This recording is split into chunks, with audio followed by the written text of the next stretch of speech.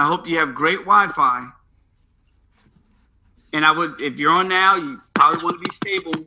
Don't push a lot of buttons or anything like that. Because again, once it's locked, if you fall off, you won't be able to re-enter. So I'll do one more. Roger, I don't know if there's anybody you need to reach out to who's supposed to be on. I know I have one person who didn't make it, and so I don't send reminders for a job. Right. I know there are 7 people that should be on, but I know 2 were having a Yeah, I challenge need because of their schedule. for some reason I gotta turn my phone as well. Someone just joined via phone only. They called in from a 302 number. I'm going to have to remove them. They have to attend the orientation via Zoom, not through a phone. So, okay, they popped off. Okay. All right.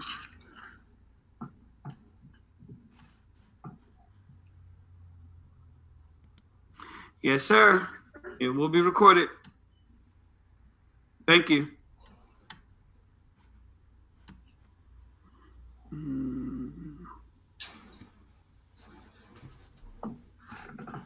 Okay, ladies and gentlemen, we're going to go ahead and get started. Let me go ahead and lock. That person who called in via phone, I'm going to give them another quick minute because they may come back in. Roger, did you have somebody? They had a 302 number. They called in via phone. And they need to be on via Yeah, I'm not Zoom. sure. I know. Now, so Dave B. Rich, he still might have a Hawaii. He might have a Delaware number, but he's in Hawaii. So I'm not sure if he's on the call or not. But I could reach out to him. I know it's 4:00 a.m. in the morning there. So Yeah, he'll probably need to attend the next orientation because we got to go ahead and get started. yes. I'm going to leave you unmuted. Your camera's muted for what have. I'm going to unmute your camera. Sure. And I'm going to leave you unmuted. Let's see here.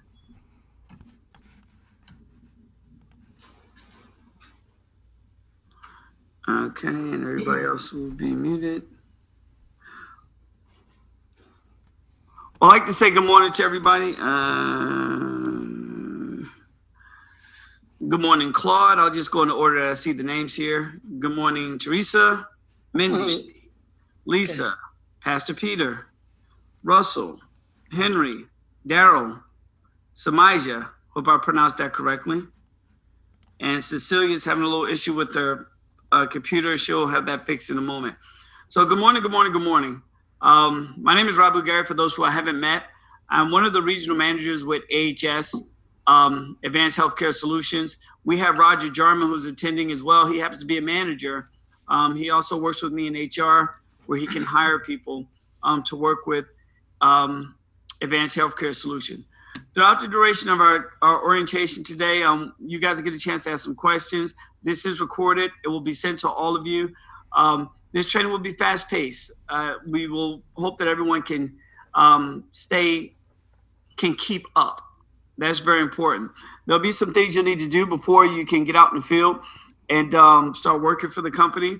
For those who interview with me and for those who've interviewed with Roger, I'm sure he went over a lot of things in detail. This is a good opportunity for anyone out there, an amazing opportunity. And even towards the end of the call, I'll introduce some other things that our company, some other testing that our company's just now been approved for through insurance companies. All insurance companies just approved a new test, and it's going to be incredible, and it's going to help everybody make even more money. And I'll go over that during the orientation. And so we're going to go ahead and get started. I see someone fell off. Okay, good, because they were logged in twice as double. Perfect. Okay. All right. So, ladies and gentlemen, during the orientation, I'll be sharing my screen periodically. And can everyone hear me? That's very important because you'll need to hear me. Is there anyone who can hear me? Make a gesture with your hand if you can hear me. That's why you see everybody. Okay, perfect. Thank you. I'm going to mute you all out for now. I'll unmute you. I'll unmute you later on because you guys definitely will have questions. And so you'll have an opportunity to ask questions during the orientation. Let's go ahead and mute all. Bingo. And Roger, I'll unmute you. Mm-hmm. Continue. And where'd you go? Okay, bingo. All All right. And so, again, for those who had an opportunity to interview, I went over the opportunity in great detail. I hope that everyone has had the chance, and I'm sure you did, to go over the website, the company's website. And the reason why I mention that, because there'll be times where you'll have questions possibly about the industry, about this entire space.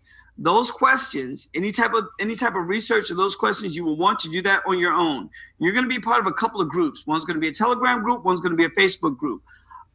Those groups are for questions pertaining to you working in the field, learning in the field, getting things done, getting insurance verified, and we'll talk about that. But that group is not for questions, and I want to make this very, very clear. That group is not for questions, how does this industry work? Where are the tests going? Why is insurance doing this? Why did government make this policy available in the United States? That's not what that group is for. And so and I have to make that very, very clear, because we recently had someone got booted out of the group for asking questions that they can find out on their own as it pertains to this space. This is a new space, okay, when you talk about genetic testing. And there's a lot to learn. And you'll see some videos in a moment that'll give you a little bit more insight on it.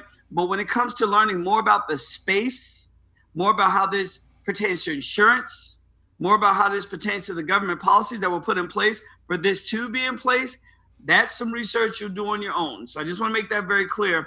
Unfortunately, I didn't make it clear in the last orientation, and I didn't think we had to, but we had people bombarding our groups with questions, and we call them belief building questions. And what a belief building question is someone who gets involved with our company or gets hired for our company for that matter. They're excited, but they're not sure if this is for them. And so what they do, typically they'll ask a lot of questions so they can raise their belief. Well, that can be annoying to the owners of our company, because the owners of our companies owned an insurance company for over 20 years. It takes a lot, and it's a lot put into launching a company like this. I don't even want to use launch. I'm putting a company in place like this to work with all the insurance companies. And it's a lot. And so they're very busy. However, they're very hands-on, and you'll learn that. You'll get a chance to meet with Sandra. You'll get a chance to meet with Marty, and you'll get a chance to meet with Vernon. They're very hands-on. I don't know how they do it. They like work around the clock. You guys will see that. And they'll be there to answer your questions. But we do our best to make sure that if we're going to ask them questions, it's pertaining to things that are directly related to us in the field, helping us, get more clients, helping us go through our back office, helping us as it pertains to getting things to the lab. And so I just want to make that clear early on. And so we're going to go ahead and get everything going here. I'm going to share my screen, and we're going to play a couple of videos, and that's going to give you a little bit more insight on this industry. And let me just say this also. There's no such thing as a wrong question. So there'll be times where you're going to have questions. You'll have a lot of them. Trust me. We get bombarded. Roger can attest to this. We get bombarded with a lot of questions as it pertains to things in the field, because this 2-hour training that we're going to go over, you're not going to get it in one shot. You need to watch it, and there'll be times, because this is recorded, there'll be times I'll try to break it up. So when you go back and watch the recording, you won't have to, it won't be a challenge for you to piece through things, but there'll be things that you'll need to go back and watch. And because we have some very complex portals that you'll be using. And I'll say this as well. This opportunity or working with this company, it requires some detail, attention to detail. It requires focus, because there's some things that I mentioned during our interview that will cost the company money if you make too many of those mistakes. And obviously, if you're costing someone money, they'll terminate your contract with AHS. But I do believe for everybody, this is going to be a great experience. I joke when I say this, but the company's printing money. Roger and I, we laugh all the time how much money folks are making for helping people find out if they're marked for cancer, or helping people, who are on medications, to make sure those medications aren't negatively affecting their body. We joke a lot, but this company's printing money. Right. But what you're going to do, you're going to be surprised how you're not going to be doing much. You'll do, as it pertains to working with AHS, the effort that you put in, you'll put in maximum effort because that's who you are. But as it pertains to working with the company, you're probably going to be doing 15%, and the company will be doing 85%. And I'm sure Roger could agree with that. And so, Roger, before we get started, is there anything you want to mention? Because I know you'll be doing your next orientation. I can't wait to jump in and be a fly on the wall. Anything you'd like to mention to anyone before we get started? I would just have to say that over this last 4 or 5 weeks, it's powerful. This company then paid me over close to $7,000 for. I haven't been with a customer longer than 20 minutes, and one appointment I had, I ended up doing 2 swabs. In less than 45 minutes, I had their insurance verified, and the company had paid me over $900. That was incredible. So my thing would be to just take copious notes, and just absorb as much information as you can, because this could be a life-changing situation here with the opportunity we have in our hands. And that's all I would have to say, Mr. Gary. Well, thank you. No, Pastor Peter, he said 7,000. I wish it was 70,000. And I'll say this, and you heard Roger said he spent 45 minutes meeting with a person. Now, this is me, because you'll be able to do things remote. I haven't met with a person yet, and I'm sitting here right now. I have a bag that Roger, we got a bag going out today. Okay. It will be mailed in today. That's a $4,000 bag worth of swabs that'll be going into UPS today, and I have a team member who'll be stopping by to pick it up today to make sure it gets to the UPS drop box by 3:00. So that's $4,500 right there, ladies and gentlemen, in swabs alone. And so we're gonna go ahead and get started. I'm gonna share my screen, and throughout the orientation, I'll share my screen a couple of times because there are documents and things I need to show you. We'll start off with a PowerPoint presentation. And hold on, need to make sure you guys hear audio screen share. And there are going to be times, Roger, I'll need you, because sometimes I'll think that the screen is shared and it's not. So I'll need you a couple of times. Just, excuse me, let me know if the screen is shared. Well, I know it's shared now. All right, and so Advanced Healthcare Solutions, we're going to visit and review, and I'm sure everyone's already done this. You've been through the website with a fine-tooth comb, okay? And the website's about to have more information put on it as well. And so the website will always be a resource for you, okay? And that's important.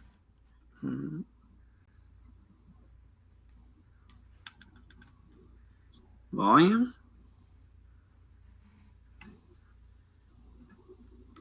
Okay, hold on, guys. Roger, can you hear that? No, I can't hear it. Changed our approach. Here we go.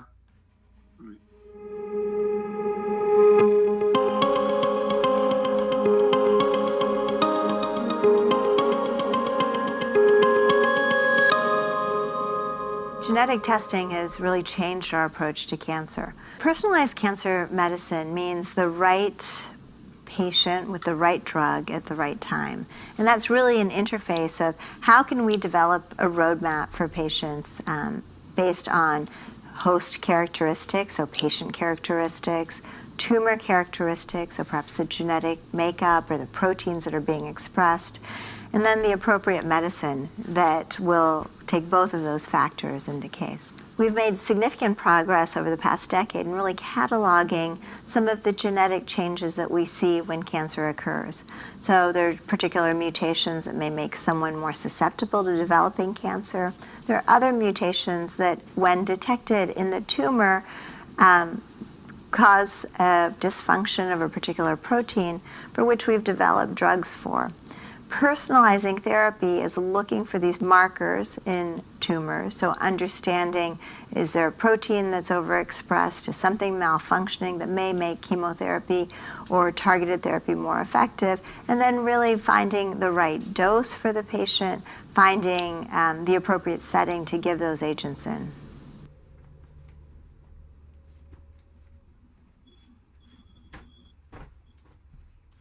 Often patients undergo genetic testing if they have a family history of cancer. And so this kind of genetic testing is looking to see if there's a germline mutation. So that's a mutation that you inherently have and that may predispose you to a particular cancer. And that's relevant for people who have families in which cancer has been prevalent. The reason we want to know is to understand if we can screen or do preventative measures to decrease the likelihood of developing cancer.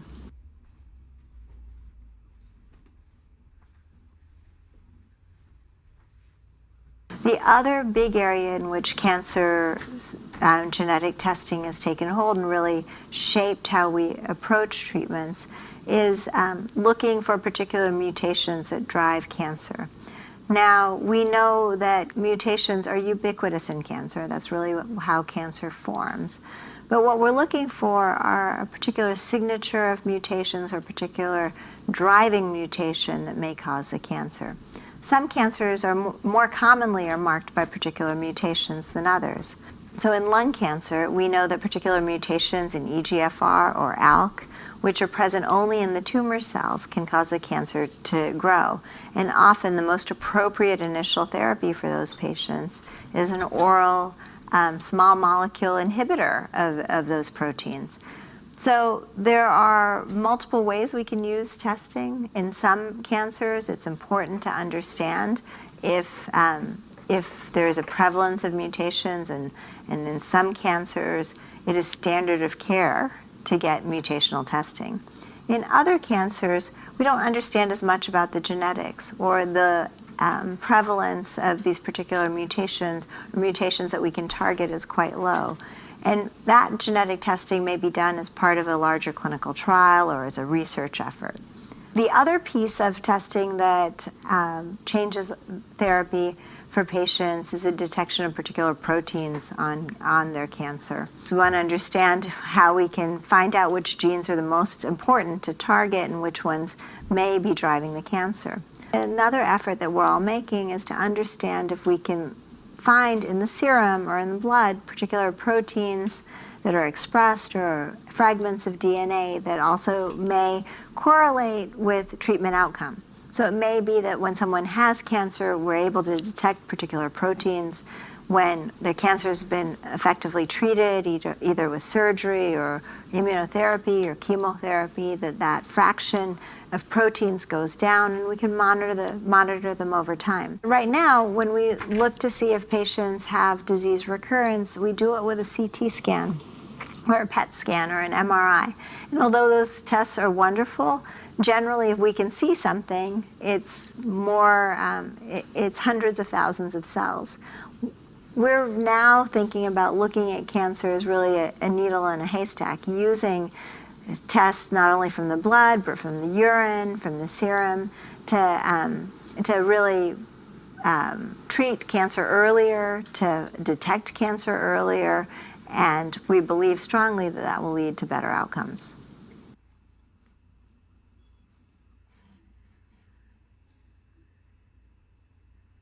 When a patient first meets a cancer care team, I think it's important to have shared decision making. So that means that the patient and physician need to understand exactly what stage of cancer it is, to understand if there are particular genetic determinants of prognosis that may impact our first and initial therapy or the likelihood of response.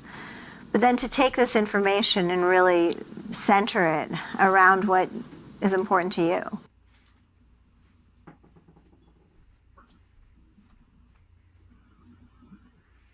The world of personalized cancer therapy is evolving rapidly. You can find out more about this field on cancer.net.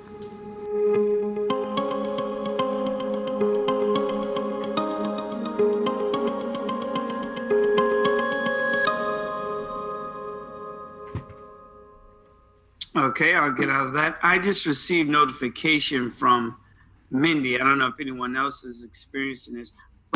Could you hear that throughout the duration of the video? Hey guys, so it's just Kay today.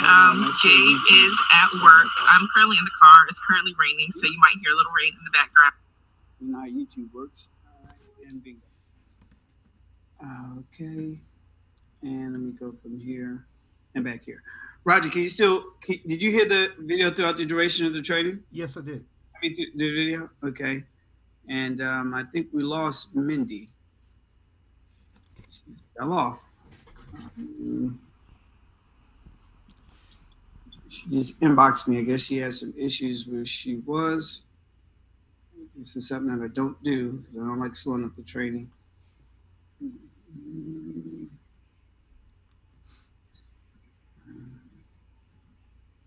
Okay, so we'll move along.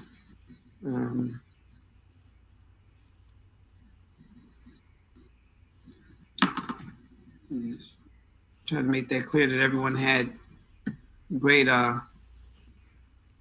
reception where they were, because when people fall off, they're off. And hold on for a second.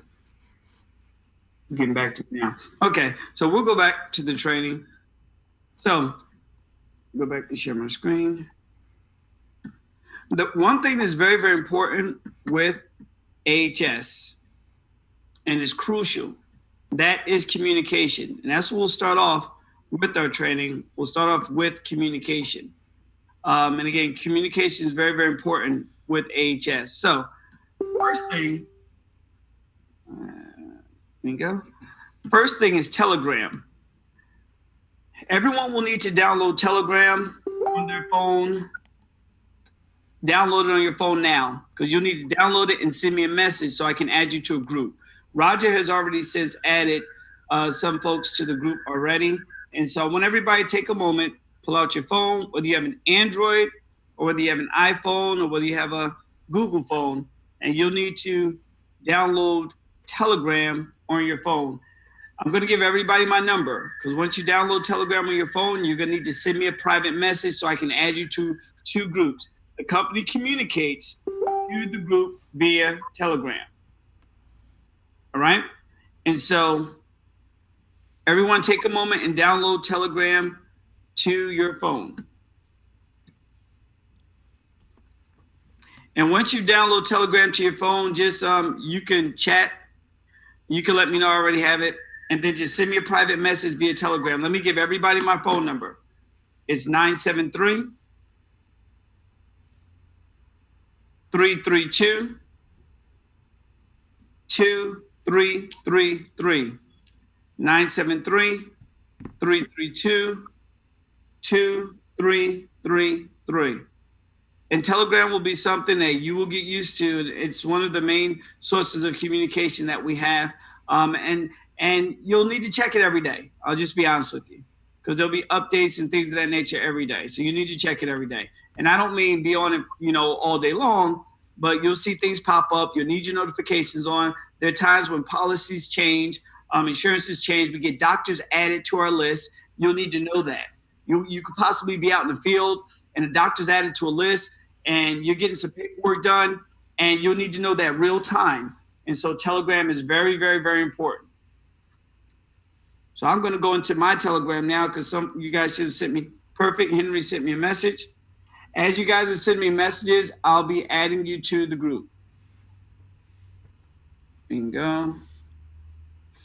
And I'll be doing a check off. Now, Roger has already added some folks to the group already. But if you want to send me a message as well, just in case I ever need to personally message you, you can. Feel free to do so.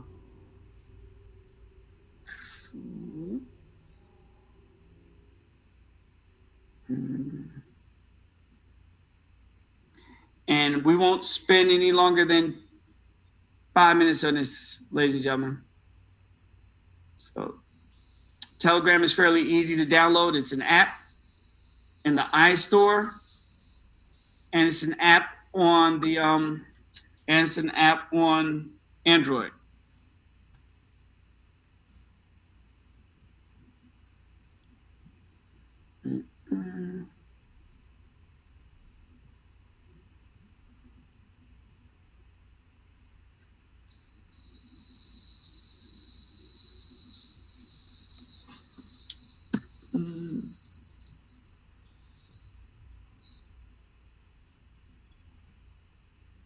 Okay, cool.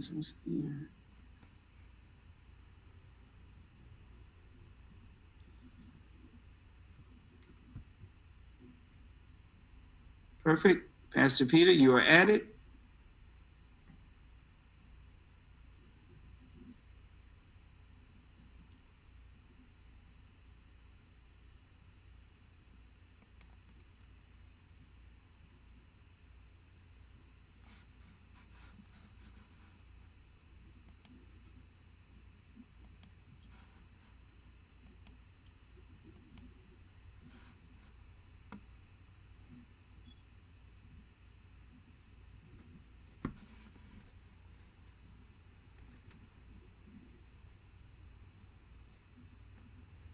Again, once you download a Telegram, guys, send me a private message via Telegram.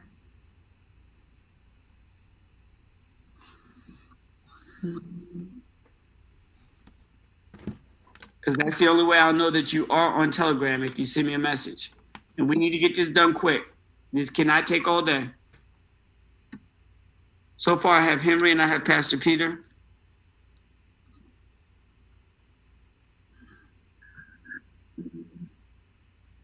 It's an app in the iStore, and whatever. I don't have an Apple phone, but in whatever that store is called, iStore, or you have a Google Play Store. It's just Telegram. Perfect. I see Samaja, you're in. Great. Perfect. Teresa, I just received yours.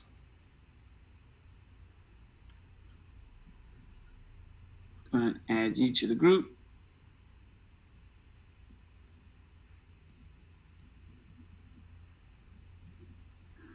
And I've added you to the group as well. Write these down. My last class, this only took about 5 minutes. So again, once you're in Telegram, send me a quick message. Lisa's in the group. Perfect.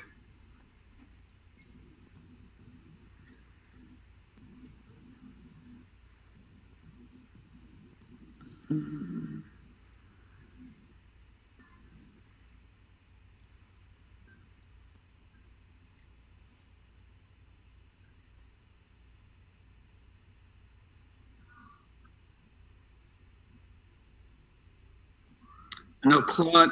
Roger, you already added Claude to the group, correct? Correct. Okay. I know Russell's in the group.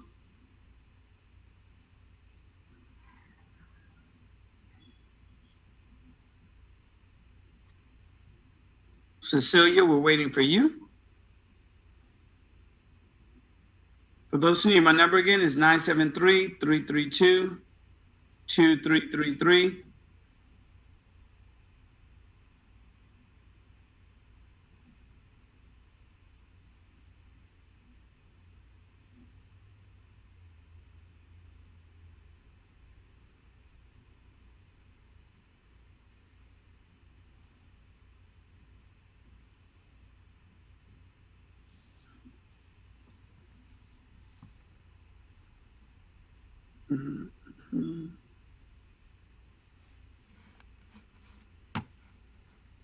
Okay, Henry.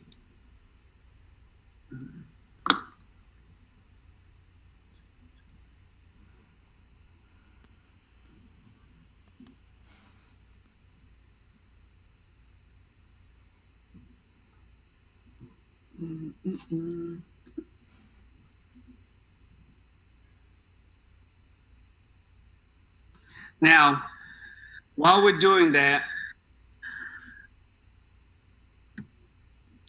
and you guys should see the orientation. We were doing these orientations in person.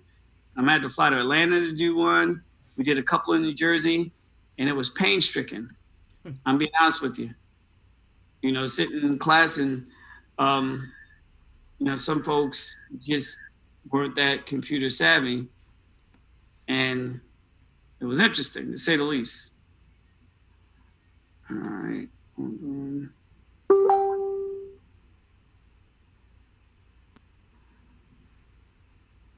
Okay. I'm going to add everyone to another group as well. And I'm sure, Roger, you've already added folks to that group. Correct. Cecilia, I'm waiting for a notification from you.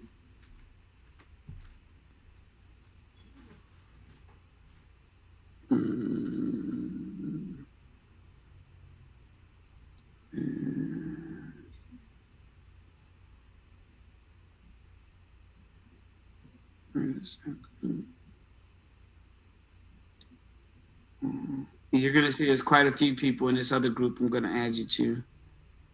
Bingo. And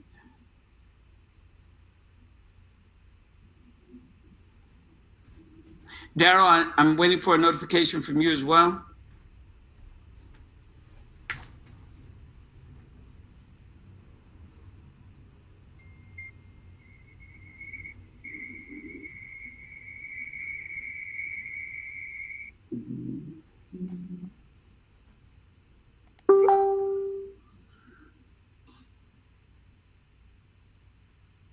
Yeah, he did. So kids to get on the orientation. Okay, Mindy, you're gonna have to send me a notification on Telegram, like very, very fast. My number is 973-332-2333. Again, 973-332-2333. Yeah. Okay, you called him from the 302 number. And Daryl, I'm waiting for a notification from you as well. I'll get it to you. I didn't get one. Finish. Okay.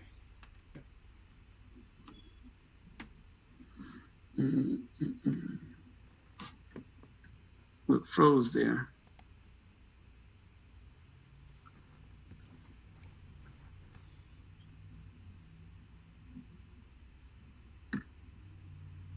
Daryl, you froze? Can you hear me? I can hear you. Okay, gotcha. All right. Well, your pictures froze. I know you said you had storm out there. Yes. What, did you send me a notification? Yes. Okay, I didn't get it. And Cecilia as well. Cecilia, can you hear me?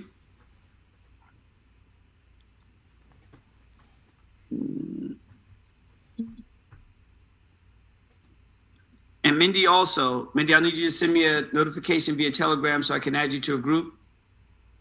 Do you have Telegram on your phone? There's a button on your phone that you need to unmute. Or on your computer, rather. Because I can't hear you.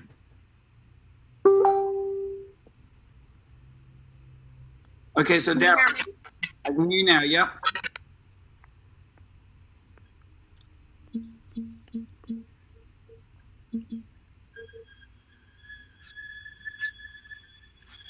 Okay, good. I got you, Mindy. Right. All right, let me add you to the group.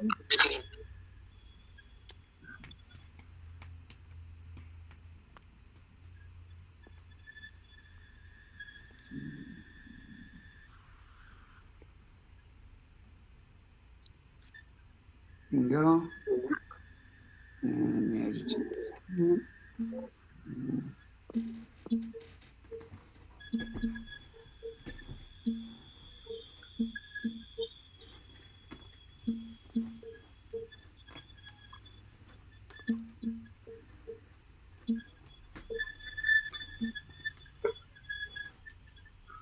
And I'm still waiting for a notification from Cecilia and Daryl.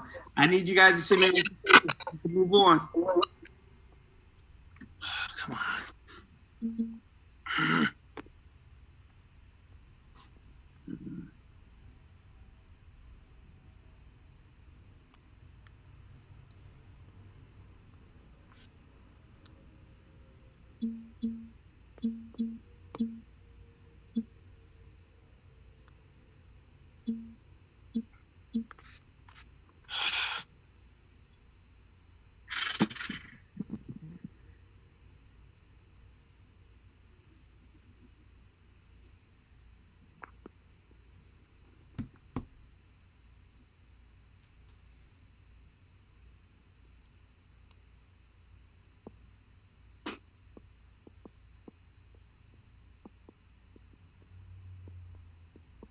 Daryl, what's your number? I'm going to send you a notification. For whatever reason, I'm not getting a number from you.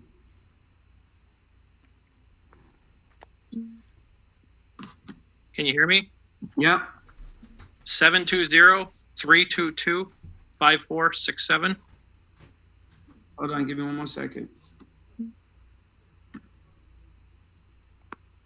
7, say it again. 720-322-5467. Yep. Tried to send it a couple times. It's just says it's gone through, but Hold on. Do this.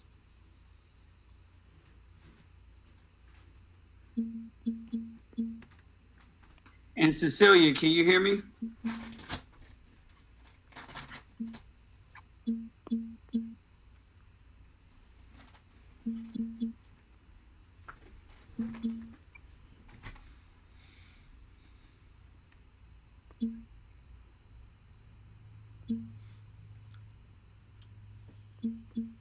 go.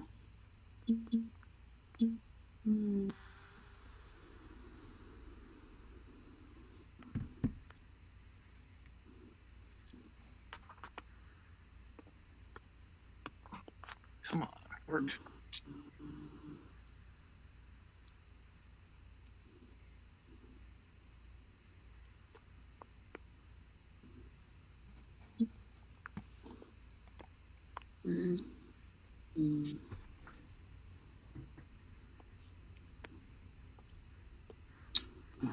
Let's go here.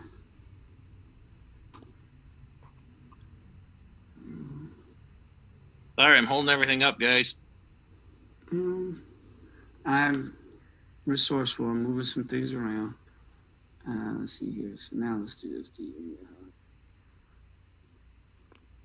I think you and I are linked to in it through other things. No, I'm sending you a test message right now. Okay.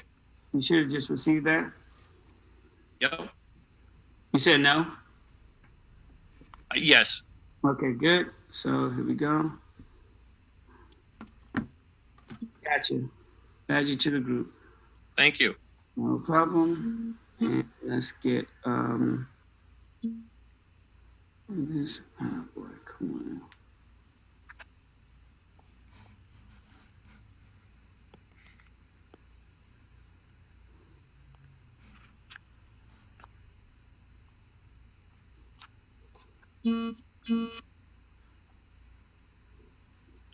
And lastly, Cecilia, can you hear me?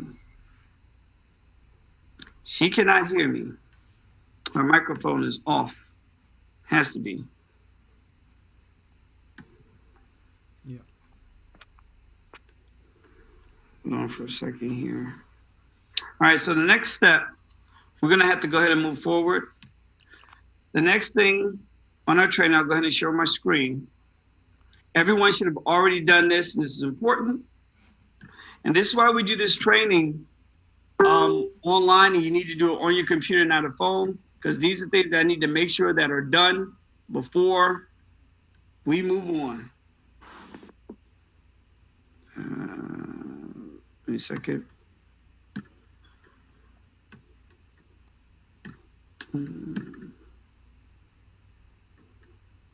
I'll ask this question just to make it easy.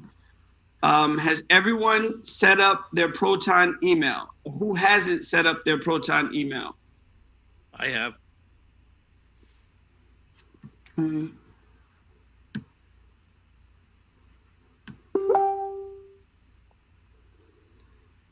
Bingo. In the chat, ladies and gentlemen, if you have not set up your Proton email, please let me know.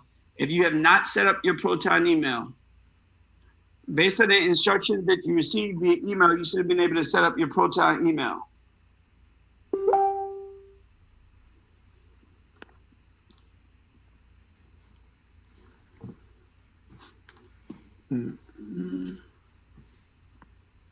And this email, ladies and gentlemen, is very important. So let me talk a little bit about Proton. Proton is an encrypted email. When you're communicating with the company, 90% of the time they're going to communicate with you via Proton. There are going to be times where you'll have to communicate with the doctors. The doctors will put what's called requisition notes inside your portal. You'll know what a portal is in a moment. If some people make a mistake, whenever we prior to shipping something in to the lab, we have to go ahead and type in the dated ship and a tracking number if you have a package. Well, sometimes we found in something, and I made this mistake also. Someone will go in and they'll see that something is ready to ship, and they'll hit the button, and what will happen is your requisition forms will be gone. And these forms are very, very important. And without these forms, you can't send anything to the lab. Well, then you need to reach out to the company. Then the company will send you the requisition forms. But because the requisition forms have vital personal information on it, the only way it can be mailed to you is by Proton mail. So in the instructions, in your new hire paperwork, everyone was instructed to set up a Proton email. And I'm sure everyone has. All right, and so Proton is very, very important. Also, You'll communicate with Sandra, Marty, and Vernon most of the time through your Proton email if it's not on Telegram. All right, so we're going to go ahead and move forward. The next thing is Facebook. I know everyone's on Facebook. We have a Facebook group that all of our documents are in. Very, very important documents that you need to download. They're not on the company's website, but they're in our private Facebook group. And so if you're on your phone right now or your computer, I need you guys to join this Facebook group. Here's the link here, and I'm going to pull it up so you guys can see what it looks like.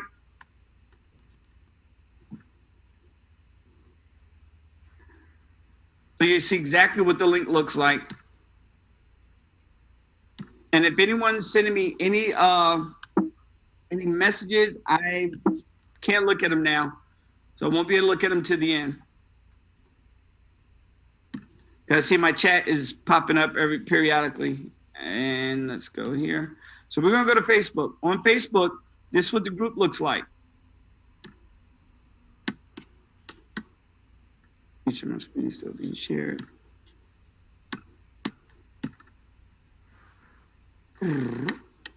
This is what the group looks like on Facebook. So you guys need to send a notification to this group while we're online, and I will approve you. Claude, you're added. Lisa, you're added. So while we're online, guys, I need you to send a notification to this group so I can approve you. If you're looking at my screen, it's the Agents, Genomic Crusaders. Henry just asked to be joined. Henry just asked to be added. Bingo. We'll need everybody added to this group before we move on.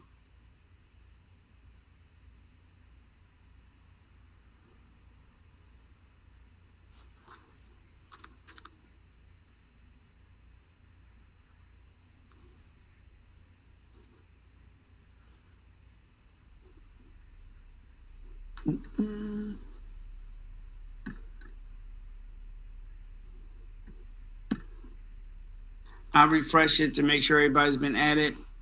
Good. Samaja, got you. Pastor Peter, got you. Daryl, Cecilia, Mindy, need notifications from you guys so I can add you to this group.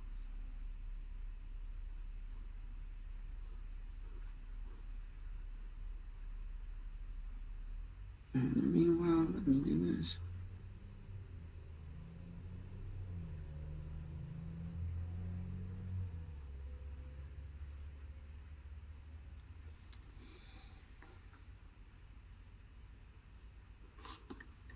Refresh. Oh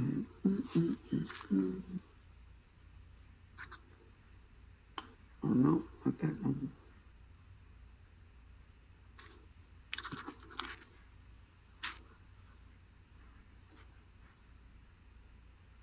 And it's important that you are on Facebook.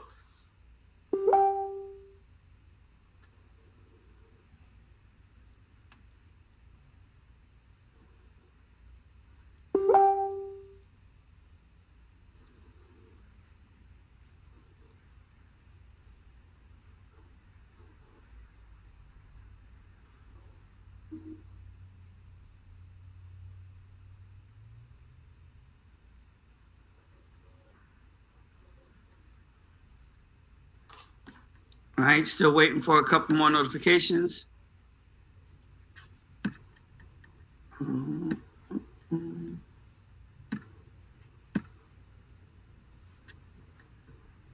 Refresh again.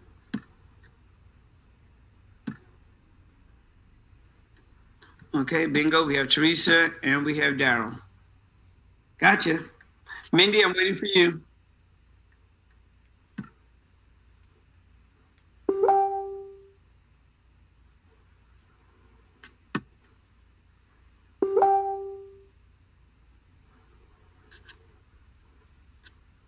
If you are not hearing me, that means you have bad reception wherever you are. Roger can hear me loud and clear. So if you're not hearing me, that means you have bad reception wherever you are. Yes, I can hear you loud and clear.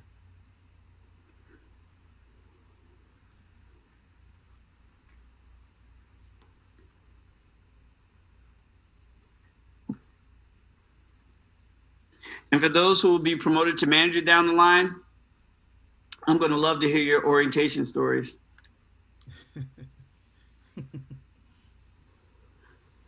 Trust me, you're going to have them.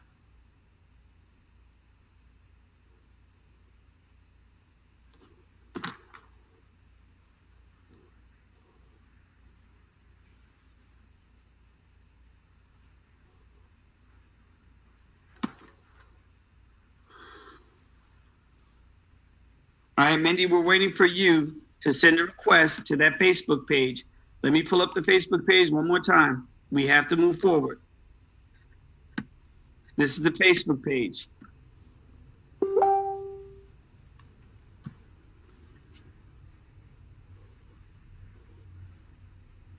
There's Agents Genomic Crusaders.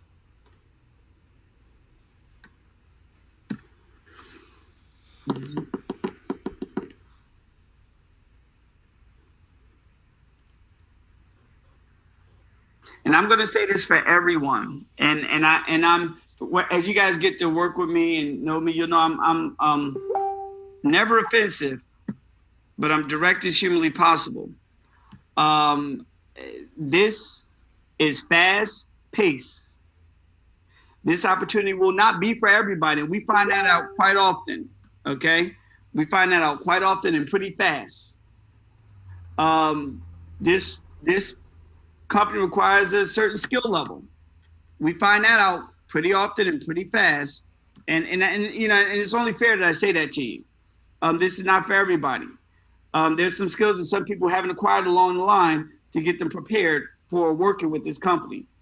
And unfortunately, we find it out pretty often and pretty fast. So I'm going to always be direct. One thing you guys know from me, I'll be direct without being offensive. But this opportunity obviously is not for everybody. All right, we're now moving on. Now, the next step, we have a portal that we'll work with. Okay, this portal is very important. Now, let me explain something to folks. Let me unshare my screen. All right, so what's very, very important, when we're out in the field, we have a couple of jobs. Number one, we find our own clients. That's number one, we find our own clients. We don't have to sell anything. People don't have to pay for anything. The insurance 100% covers this. The only insurance we can accept are PPOs. Everybody write that down. PPOs. You need to verify insurance. If I'm sitting with someone, so right now, I'll show you, I'll pull up my insurance card. If I'm sitting with someone and they want to take the test, and I ask them, do they have a PPO? And they say, oh yeah, I have a PPO. They can show me their card. It can say PPO on here.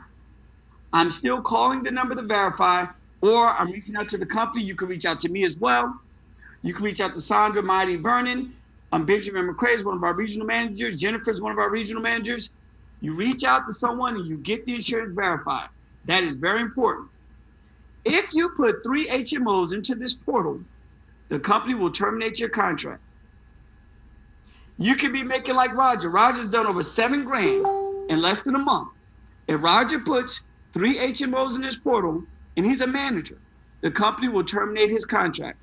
Whenever you put an HMO into the portal, you cost the company money. So one of the biggest things is no HMOs. We only accept PPOs. I have an EPO. We accept EPOs. We accept TRICARE, which is military insurance. We do not accept HMOs. And some of your clients are going to have Medicare. They'll have Medicare A and B, and then they'll have a supplement. And they'll say on their card, PPO, but they'll have a supplement insurance that may be an HMO. You have to verify insurance. I hope I made that clear to everybody. Quickest way to get terminated with this company is putting HMOs into the portals. All right, so I just want to make that clear. All right, so we'll move on. Roger, anything you want to say on that? Nah, it's pretty clear. No, okay. No HMOs. All right. So guys, we're going back to shutting up my screen. Going back to sharing my screen, rather.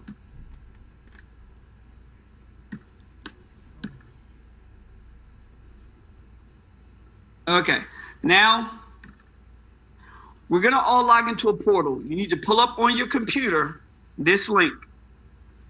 bit.ly/AHS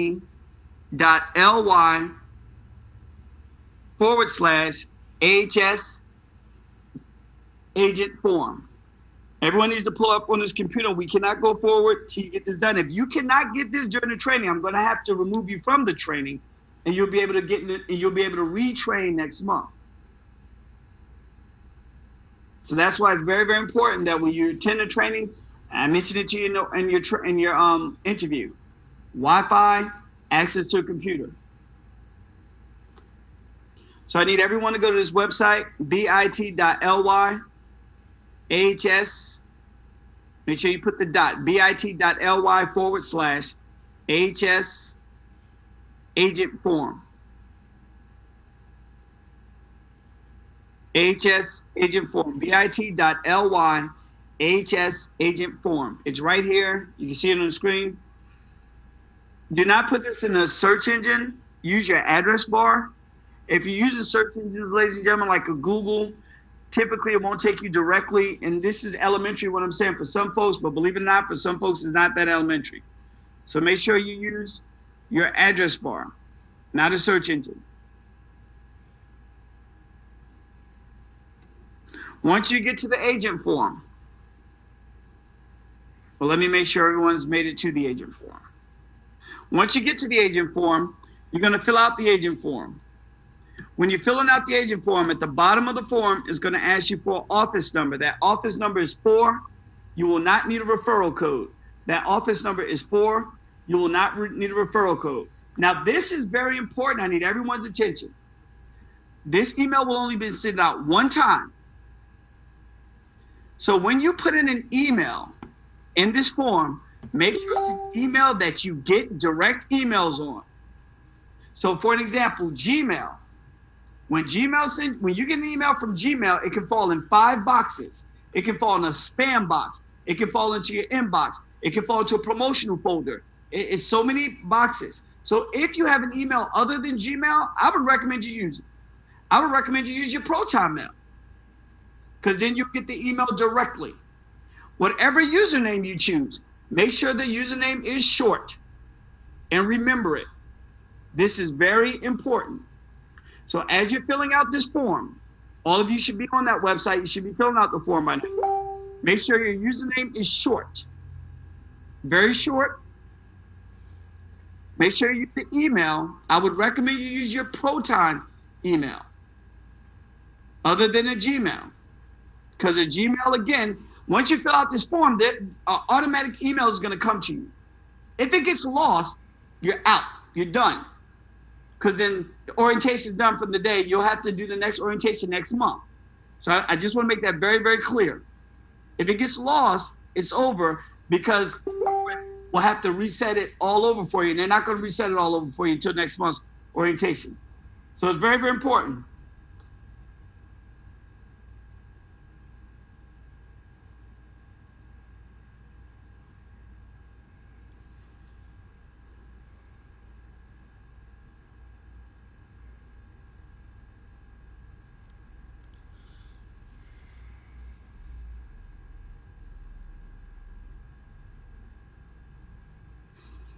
All right, guys. So again, you want to go to this link, bit.ly/AHS agent form, and fill out the form.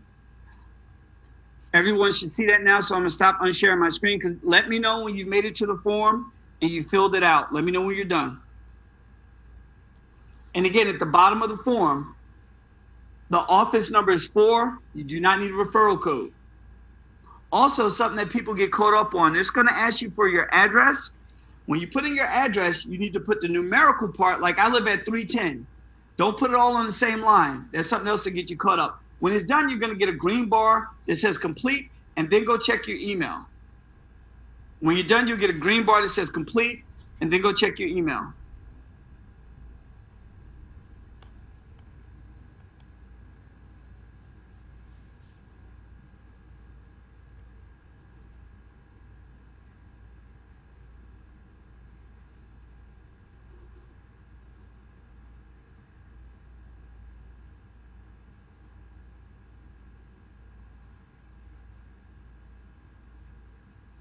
All right, when you guys are finished, just let me know.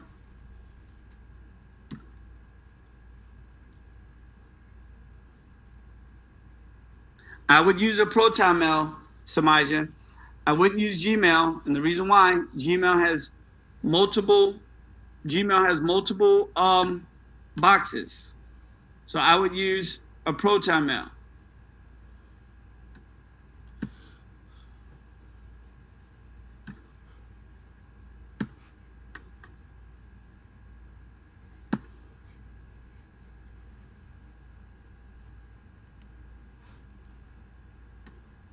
Let me know when you're done.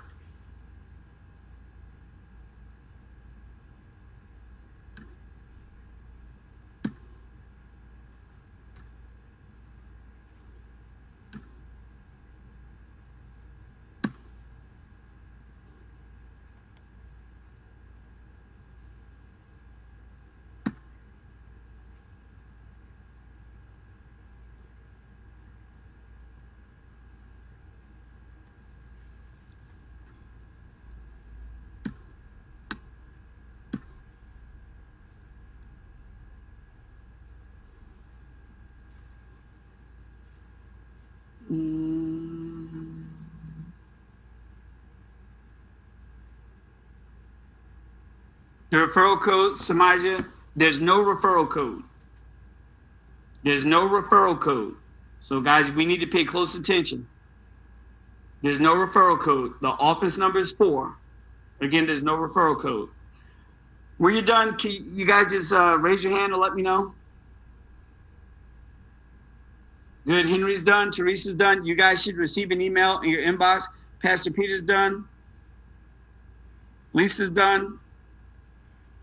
Claude is gone. Roger, you might want to reach out to Claude. Okay. He's missing.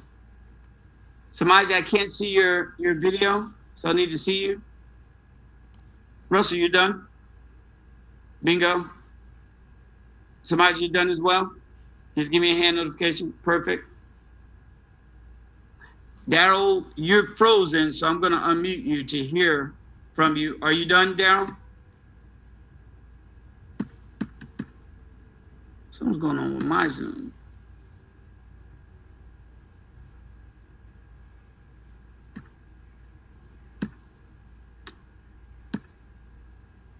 Okay.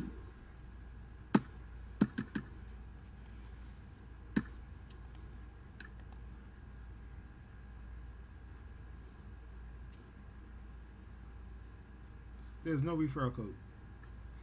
Just office 4. Now you can unmute yourself because I cannot. Okay. Okay. All right, I just sent it. Okay. Bingo. I just. All right. Bingo. All right. Unmute. I'm good. Okay. I just got the confirmation. No problem. All right. I got a message from Samaja. Okay. Perfect. So everyone's got an email confirmation. Perfect. I'm going to go ahead and share my screen so we can move forward. Yeah, Rabu, I think Claude Cantave just sent his. Claude, say it again. I think he just sent his too also. Okay. He's just not showing in the background. I don't know if he was still here or not. Yes. About to boot him off. All right. Okay, guys, I'm sharing my screen. We're going to go back to the PowerPoint.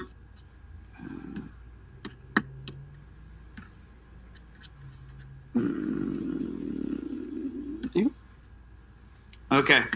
Now, in the email you're going to receive an email like here. Go, in the email is going to be 2 links. Go to the second link. It's called e-sign. You'll receive an email. In your email, do not click on the first link. Go to the second link. It's called Go E-Sign. And when you hit that link, it's going to take you to a page like this.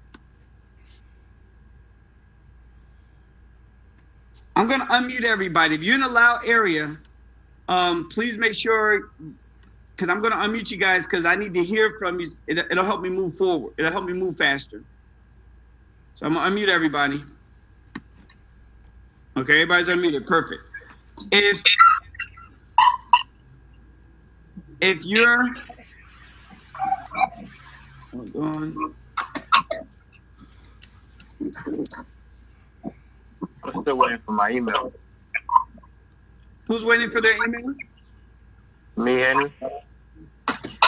Who said that? Yeah, it was me. I'm still waiting for my email. And it comes immediately, bro. So refresh, and hopefully you didn't. Yeah, I sent it to the Proton email. You're inside your Proton email? Yeah. I keep refreshing. I haven't received it yet. Everyone else received the email? Has anyone not received an email? I didn't receive mine. You didn't get yours, Lisa? No. I received mine as well, boo. And I'm doing what it's saying.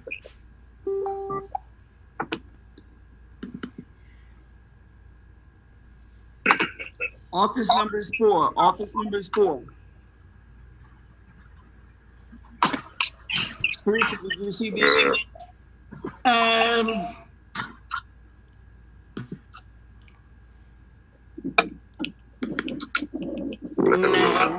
No. Everyone.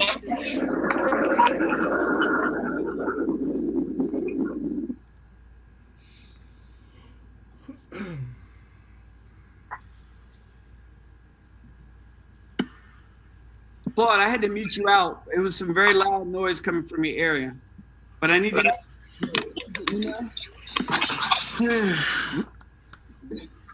No, I didn't receive an email yet. Lisa, Henry, you guys get it? I got the email. Yeah. Perfect. Henry, did you get it? I still have. No, can I just do it again, or you have to wait for this one right here? I just sent.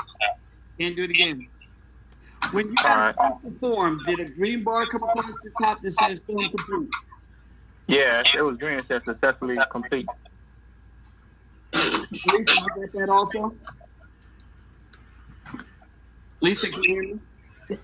Barely, but no, I didn't receive the email. Okay. So this is what we're going to do for everybody. I'm going to share my screen again.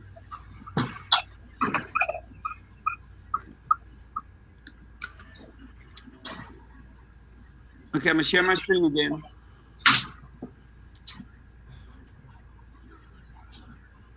And we're going to all log in. Remember your username and remember your password. For those who didn't receive an email, we'll log in and you'll have to upload a photo. Now, for those who did receive the email you logged in, have you uploaded a photo? Yes. Perfect.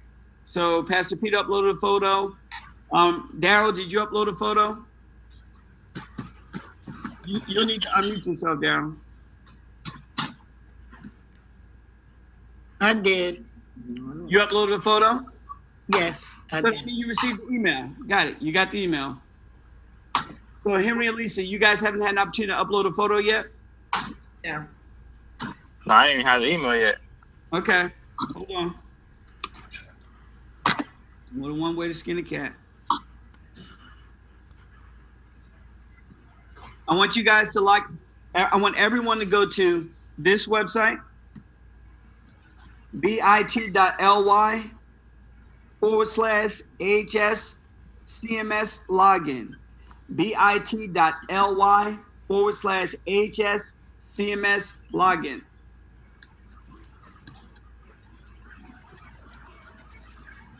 And your username is the short username you just chose, and at the back of your username will be at CMS.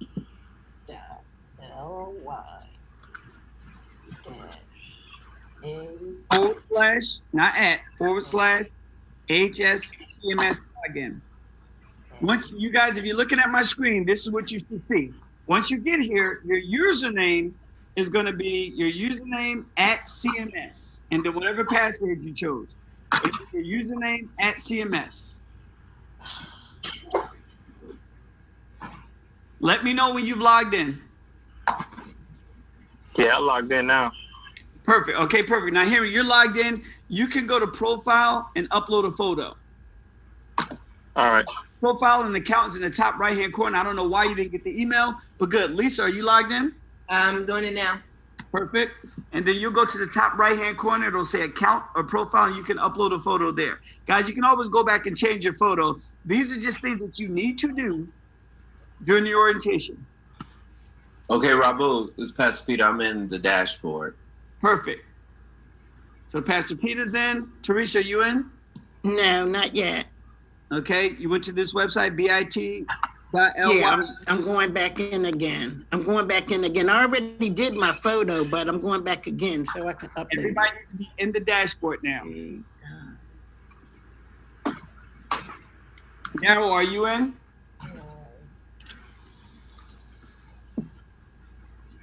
I'm gonna unmute all. Daryl, are you in? I don't know why, but I cannot unmute you, Daryl. You're probably gonna need to unmute yourself. You can't unmute Samaja either. Okay, Samaja, you're unmuted now. Are you in as well?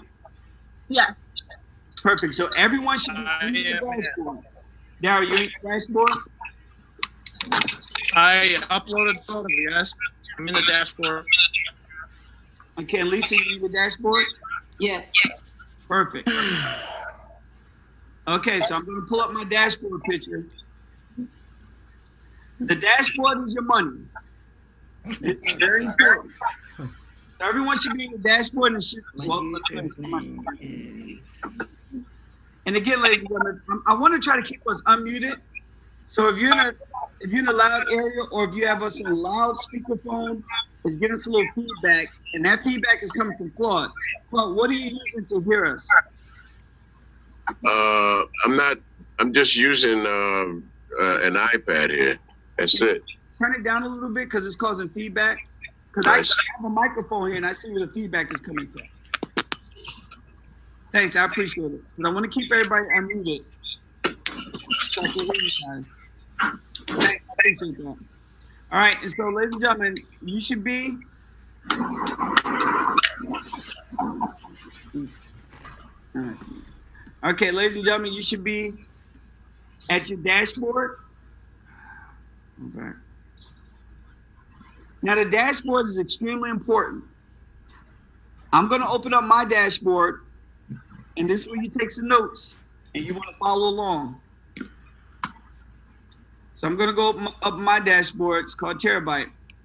Now I just want to let you guys know, as a regional manager, I have access to all of your dashboards, because there'll be times where I need to go in and help you guys with things. But I have, and the corporate has access to all of your dashboards. Do not change your passwords, because then corporate will have to go in and reset your passwords. We don't want to give corporate any unnecessary work. So do not change your passwords, because corporate will have to go in and reset your password, and we do not want to give them any unnecessary work. There's over 200 employees. They're a small outfit. And as regional managers, we have to work directly with our managers. We have to work directly with our agents, but we don't want to give corporate any unnecessary work. All right, now if everyone can see my screen, by Tuesday, I want you guys to go to agent onboarding and hit the little drop down, and you're going to see view agents. By Tuesday, you guys are going to have an agent number. You see my agent number, 45127? You're going to have an agent number by Tuesday. You don't have one now. You shouldn't have one yet. All right? Now, another very important part, there are only going to be 2 places that you will go in this dashboard. Next one is called Telemed. So everybody go to Telemed, hit the drop down. We're going to go to patient information. Patient information is very, very, very, very, very important. Prior to entering anyone's information into this portal, we're going to verify insurance first. So if I'm swabbing Teresa, who's been a friend of mine for years, I'm going to verify her insurance first. Once I verify her insurance with her insurance card, or I called into the corporate office, and you guys will probably see in Telegram today, people are going to be asking Monty and Sandra and Vernon, hey, can you verify insurance? Can you verify insurance? And they verify insurance down there around the clock. So once you have insurance verified, then you're going to go here to the portal, and you're going to input all of their information. Name, date of birth, age, gender, everything, state, city. What's very important, what people mess up on, right here where it says patient relationships to insurance policy. So like Henry, Henry and I talked yesterday. So Henry's wife has a different insurance policy than he does. So let's say if Henry was being swabbed and he was under his wife's insurance policy, his relationship to the insured is spouse. A lot of times people get rejected out of the system because they miss out on this part. Everyone that you swab has to have a phone number. They don't necessarily have an email. They don't necessarily have to have an email, but I will put an email in there. The only insurances that we cannot put in this portal, write this down, is Blue Cross Blue Shield and TRICARE. We have another portal for Blue Cross Blue Shield and TRICARE. So for an example, every insurance, you'll see Blue Cross Blue Shield here. I want to show you guys, but we cannot put Blue Cross Blue Shield in this portal. You will see Blue Cross Blue Shield here, but we cannot put Blue Cross Blue Shield in this portal. Write that down, very important. Or TRICARE. TRICARE is a military insurance. We cannot put TRICARE in this portal. Write that down. You see TRICARE for life here. TRICARE East, TRICARE Overseas, TRICARE West. We cannot put TRICARE in this portal. Any other insurance we can put in this portal, except for Blue Cross Blue Shield, TRICARE. Everybody got that? Hey, Rabu, real quick question. When you say this portal, you meaning terabyte.com, correct? Yeah, the dashboard that we're all looking at right now. Yeah. It's going to always be referenced as a dashboard or a portal. Or portal. Yeah. Corporate's going to always, if you call corporate, they'll always reference your portal or your dashboard. Mm-hmm. This whole thing here that we're in. Cool? Yeah. Yes.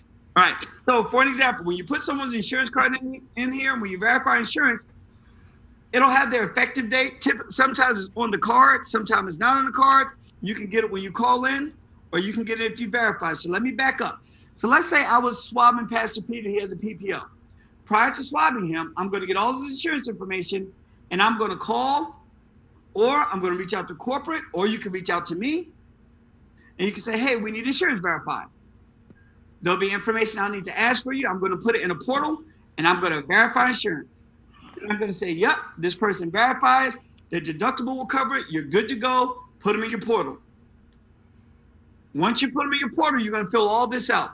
You'll need a person's, the front and back of their insurance card, and you need their ID, their government-issued ID, whether it's a passport or a driver's license. All this is mandatory. When you're getting this information, you're getting consent that they're taking the test. Everybody got that? Mm-hmm.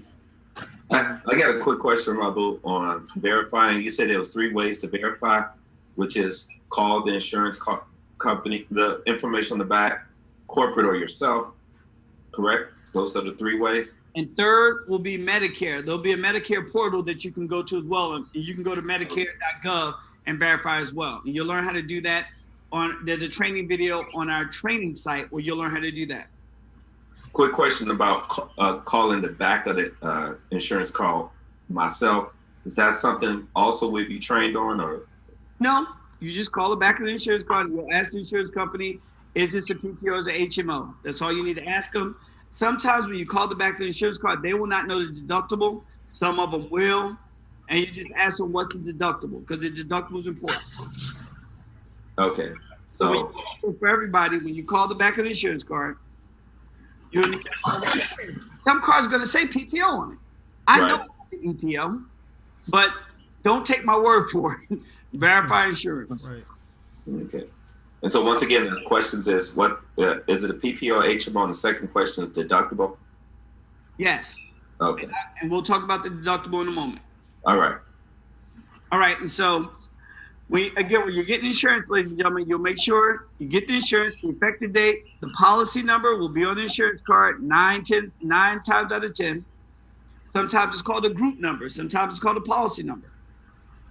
You'll have to get a picture. What I have people do is text me the picture of their ID. And this is why you had to upload a photo.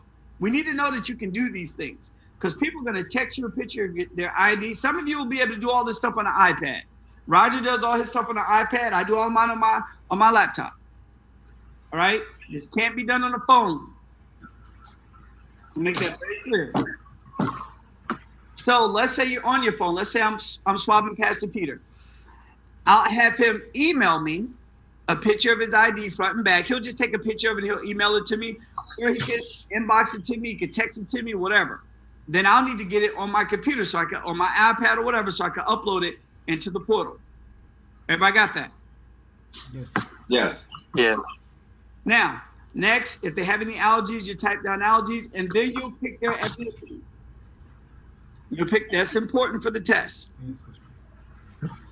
When your portals are set up, again, you guys don't have your number in here. Right now, it shouldn't say a number in here. But that's very important for the test. Now, there are two types of tests that we currently take with this portal. Roger, here's some good news for you. You don't know this yet, so you'll know why everybody else knows it. We'll soon be testing for heart disease. That's going to be huge. Wow. Big time. And everybody will make $300 every time we test someone for heart disease. Same procedure. Swab their mouth, it goes through their genetics. Through their genetics, their DNA, the lab will be able to determine whether they're predisposed to heart disease. That's huge. So now people can make lifestyle changes because heart disease is a major killer, especially in the African American community. That's huge.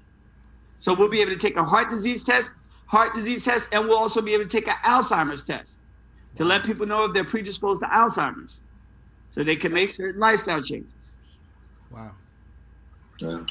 That was just approved. And we'll make $300, not $350. We'll make $300, I believe, for those two swabs. So you In addition. So in addition, wow. so you can literally sit down So with. literally, you're saying that if somebody, for right now, with the heart and the other two, that's three tests you could be paid on all at once. Yes, If sir. somebody goes for all three of them. I mean, if you're sitting there swabbing them, their insurance pays for it. It's no Right. cost to insurance. That's phenomenal. Now, So I want everybody to hear this. If I'm sitting with you and I'll say, hey, would you like to take the swab? Once we have heart disease, you could call somebody and say, hey, would you like to take the swab to see if you're predisposed to heart disease? When you get there, you could take the swab for cancer. You could take the swab for Alzheimer's. You could take, and they'll consent to all of them because it's just simple swabs. You get all those swabs in one sitting. The heart disease is $300, Alzheimer's is $300, wow. cancer is $350, and the medical one, which is a PGX, that's $100. Guys, that's $900. That's $1,050 in one sitting. Jeez. Wow. That's crazy. That's beautiful. That's insane. Man. And Medicare pays for all of this, and their insurance pays for all of this. You can swab anyone 18 up to 85. That was the next question. Age range. 18 to 85. Now, so let's remove heart disease and Alzheimer's out the way. Let's go with what we currently have. So if I was swabbing Henry, and he wants to take the cancer screening test to see if he's a marker for cancer, I'm going to check off CGX.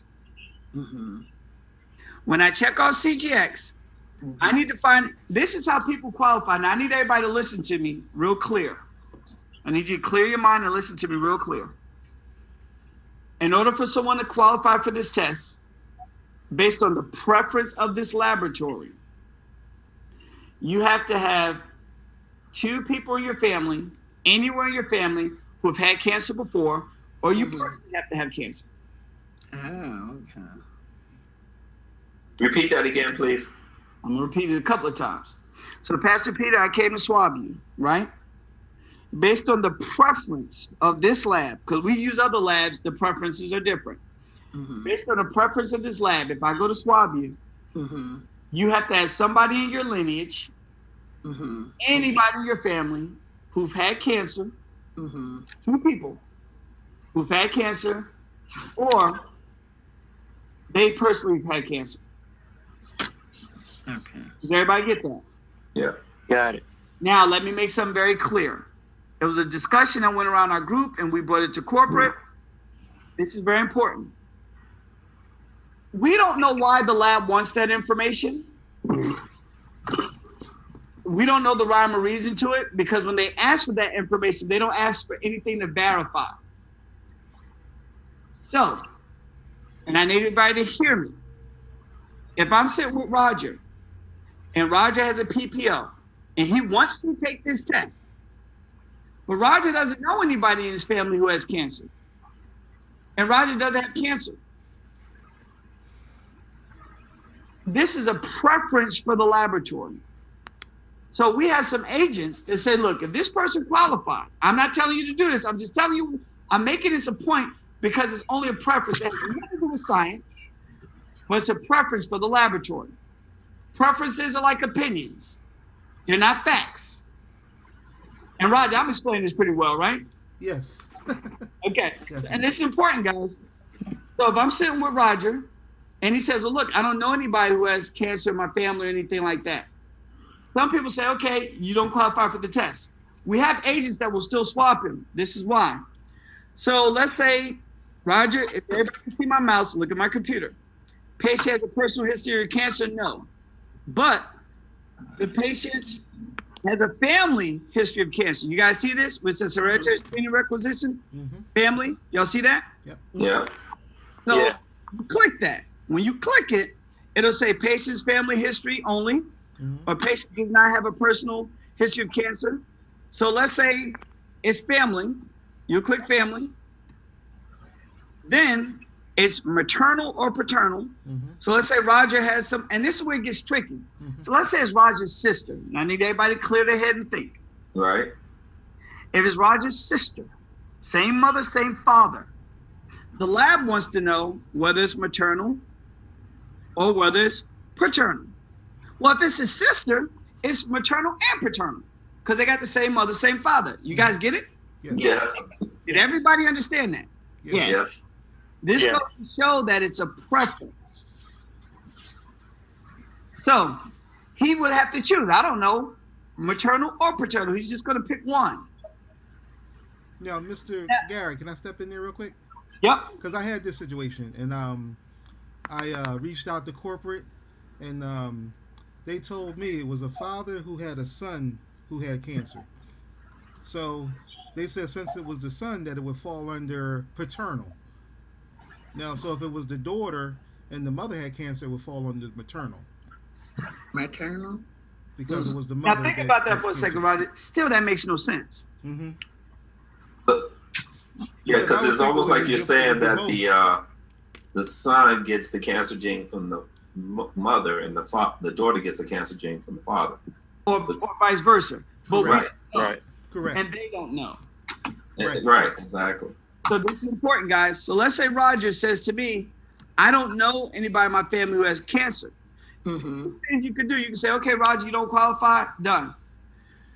Or, and agents do this, because when you put it, let's say Roger says it's his grandfather, for an example. Well, my grandfather had cancer. I will type in here, grandfather, Right. right? Then you have to put the type of cancer.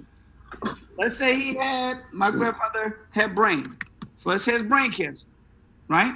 You have to put the age my grandfather was diagnosed. My grandfather was diagnosed when he was 50. You can add that, or you can make up a number. That's the challenge. So because there's no way for the labs to verify, and this is their preference. This has nothing to do with Mad preference.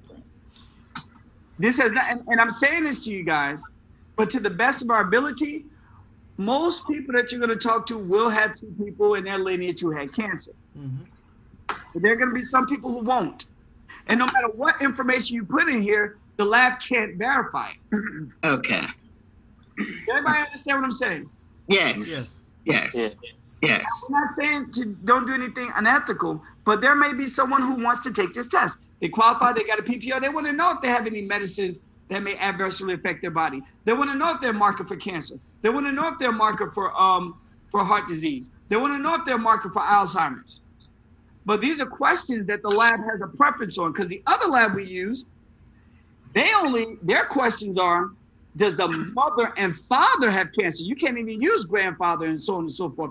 And they test for the same thing. So it's a lab preference. Lab preference. Okay. Does everybody understand what I'm saying? Yes. Yes. Let me back up real quick, Rubble. Yep. So I'm looking at my own self. Okay, so my my mother nor my father had cancer, but my sister passed from cancer. So Go ahead. how would I Maternal. get swabbed? How would I do that? You will put her in there. You could put paternal or maternal. You will put sister. You put passed from cancer, and you put diagnosed. Got it? I got that. Now, let's say you didn't have anybody in your family that had cancer, but you want to take the test. Agents in the field, they would type, and it's important. Let's say you did put your sister here, what the cancer she had and when she was diagnosed. The lab has no way to verify that. Correct. Okay. They don't want you, for HIPAA reasons, because your sister, dead or alive, not give them authorization to use her name. True. So they just ask for a relationship, the type of cancer, and the diagnosis. They don't ask for a social security number. They don't ask for a name. They don't ask for a phone number. They can't because she has to give authorization. Right. So in essence, there's some agents that says, my cousin wants to take this swab. My cousin does not have anybody in their family who has cancer. They qualify. They want to know. So we're just going to put something in here. I'm just letting you guys know that. Because the lab can't verify whether you put something in it that's correct or whether you put something in it that's incorrect. Correct. Exactly. And you can you swab yourself too? No. Nope. Okay.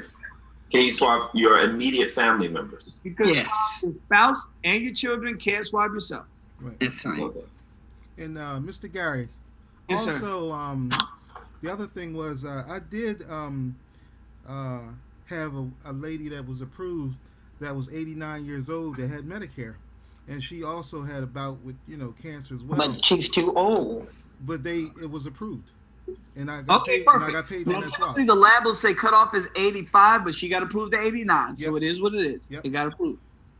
Okay. All right. And I want to let everybody know, as you do research about this space, again, it's a government insurance program It's a government for it at no cost. As you do research about this space, in my opinion, I believe the labs are trying to fight to see who's going to get the cure of cancer first. That's what I believe. Because there are multiple labs all around the country that do these tests. Now, United Healthcare can do. If you have United Healthcare, you can take this test through your own insurance. The United Healthcare. If you can pay for it out of pocket if you want to go through 23andMe. 23andMe now does genetic testing. Everybody got that? Yeah. Question, real quick. Going back to what Roger, an example, Roger was saying, if you do everything right, get the insurance verified, fill this out correctly, and it gets rejected by the lab, but we did everything right, does that count against us? No. Absolutely not. It won't get rejected by a lab. I'll show you where it gets rejected. It does not count against you. I'm going to show you now where it will get rejected in a minute. It won't count against you at all as long as you don't put an HMO in there. Okay. That's the only thing. No HMO. So now, guys, we just went, and you're gonna watch this video. You'll go back, but we just went. If someone wanted the CGX, again, so we'll go back. If they want a CGX, it's whether if they have personal cancer, you click personal cancer. You'll follow the instructions. What type of cancer it was, ovarian, prostate, whatever, or it'll be other. It could be bone marrow, whatever. It's real simple. You just fill this out if they have cancer. If they don't have cancer, we're going to go to hereditary. And we'll put, and again, most of the time, everyone you sit down with will have a family member that have cancer. But once you put this information in here, and it has to be two, once you put this information in here, the lab cannot verify whether you put the right information or incorrect. Everybody got that? Now, what you want to be on point with is this test. And that's a PGX. Now, PGX, if we do these let's say I want to do a PGX test on Roger because he takes 2 medications. If I do just a PGX test on him, I make $25. That's it. But if I do a PGX and a CGX test together, I make $100 for the PGX test. Everybody got that? So if you do PGX as a standalone, you only make $25. But if I do a cancer test and a PGX test together, I make $100 PGX test. Okay. Now, the PGX test is very important, guys, because if someone's on medication, people are dying and there are class action lawsuits against doctors and healthcare facilities because people are taking medication that just doesn't coincide with their body. And how many times have you watched a commercial, and on that commercial, it'll say, you know, if you take a Lipitor, side effects can be, and they just read a whole list of side effects. It can cause depression. It can cause suicidal thoughts. It can cause bleeding. It can cause blah, blah, blah, blah, blah. We hear it every time we see a medical commercial. Everybody got that? Yes. Right. Well, what the PGX test does, it lets that person know based on your genetic makeup, these are medicines that you shouldn't be taking, and your doctor needs to come up with a different plan or different medicine. So the PGX test is important. So if someone wants a PGX test, you have to ask, are you currently taking any counter or prescription medication? If it's no, they don't qualify for the test. If it's yes, you're going to click test. And then you're going to put the medicine and the condition. It has two medicines. You put the medicine and what they're being treated for. Everybody got that? Yes. Got it. Yeah. Any medical notes, typically you won't put any medical notes. Roger, I've never put a medical note. You put any medical notes? No. Nope. Okay. And then you go down to, they've read it. Now, consent. When a person sends you their driver's license, their insurance cards, they give you the information, especially if you're doing it remote. If you're not with them, you're gonna have to sign their signature. Just so you know, if you're with a person, you got an iPad, they'll sign it by themselves. But let's say, Pastor Peter, if I'm swabbing you, I send it to you. And what I typically do, because I have to swab everybody that I hire. So Pastor Peter lives in Texas. I won't swab his wife or his kids, but I'll swab him. What I do, I send someone access to my portal so they can go in and fill this out, and then they can sign it on their own on their computer. Everybody got it? Do not do that with people you don't know. Do not give anybody access to your portal at all. You sign their name, and because they cannot sign their name unless they're sitting with you. But you're going to swap people in different parts of the country that you're not going to be sitting with. Everybody got it? Yes. Yes. Yeah. And that's how you'll get their signature. So you'll put there, and there's a consent form that you can send them that they can read over. It's called the SOAP form. You can send them a consent form. I'll show you what it looks like. And you'll be able to get these from our Facebook pages. There's a consent form. You guys still see my screen, correct? Yeah. Yes. Yes. Here's a signature consent form. You can send them. I've never sent one out, but this will be for your access. They're to take the test. You can send them this form. They can send it out and send it back to you. And that way, you know, you can put their signature in here. Got it? Yes. Yeah. Quick question. Go ahead. With the PGX form, well, if you're doing the PGX form by itself, you're sending in a government ID, which has ideally has a signature on it too. Are they going to compare the two if I sign it? No. Because, okay, I'm gonna do my best to sign my signature right now. You would agree that my signature on my card will not look like this. Right. It's extremely hard to do a signature on here. Some people just put X, but I would recommend that everyone get a signature or some type of signature. And if you're sitting down with someone, they'll do it on the iPad. But if you're not sitting down with someone, you're gonna have to put their signature. Okay. And corporate knows this. If you're doing it remotely, you're gonna have to put their signature in here. So that's for PGX, and that would be the same if you were doing a CGX, because they have to sign off on the CGX as well. That'd be the signature for the CGX. Y'all got it? Mm-hmm. Now, it's going to say check insurance eligibility here. I never checked that ever because we check insurance before we put them in the portal. Roger, do you use that? I never checked that. I never checked that. No, I never checked that. Now, what some people did when they got started with our company, they would put the information in here and they would check this. They would use this for eligibility, right? And they would put HMOs in here. So you don't want to use this. You want to verify insurance before you even put anybody in this portal. Everybody got it? Mm-hmm. Got it. Now, once somebody's in the portal, I'll show you mine. It's going to go to patient staging. Now, for an example, these are people who qualified. Pierre qualified. I got paid on Pierre. Tamara qualified. I got paid on Tamara. Jamie qualified. I got paid on Jamie. CJ qualified. I got paid on CJ. Everybody got that? I have 2 portals, just to let you guys know. You guys will not have 2 portals. I have 2 portals. I use this one just for whatchamacallit. I use this for my for my employees, and I use it for training purposes. Everybody got me? Yes. Mm-hmm. Got it. Right. Once a person is verified, if it's an X, you're going to see some notes. Agent revision. That means if you get an X, and initially it's going to be an X the first couple of days anyway. You'll have a red X until it's verified. Whenever you put somebody in the system, it's always going to be a red X until you get a green check. Mm-hmm. So when you get a red X, it'll say notes. If it says PC pending QC review, it's one. That means the doctors are reviewing all the information. Got it? You just wait. If you see pending QC review. If it says doctor review, just wait. If it says pending agent revision, check mark here. And you're gonna go look at the notes. Status log. This is patient insurance isn't verifiable via electronic lookup. Please let us know if you would like us to move forward and hope that the deductible is under the threshold. What happened, this deductible wasn't under the threshold. Mm-hmm. So that's why it was rejected. Right. You're fine. You're not in trouble. No nothing. No marks against you. If their deductible isn't under the threshold, it's fine. Because sometimes when you verify insurance, it'll let you know if the deductible is under the threshold, but sometimes it won't.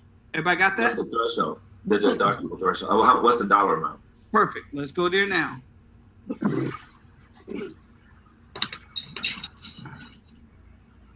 So here's the deductible. If everybody can see our screen. So now, for an example, if you're doing a CGX testing, if the patient is getting a CGX, their remaining deductible must be $24.99 or lower. So Pastor Peter, to answer your question, I have not been to the hospital or doctor this year, thank God.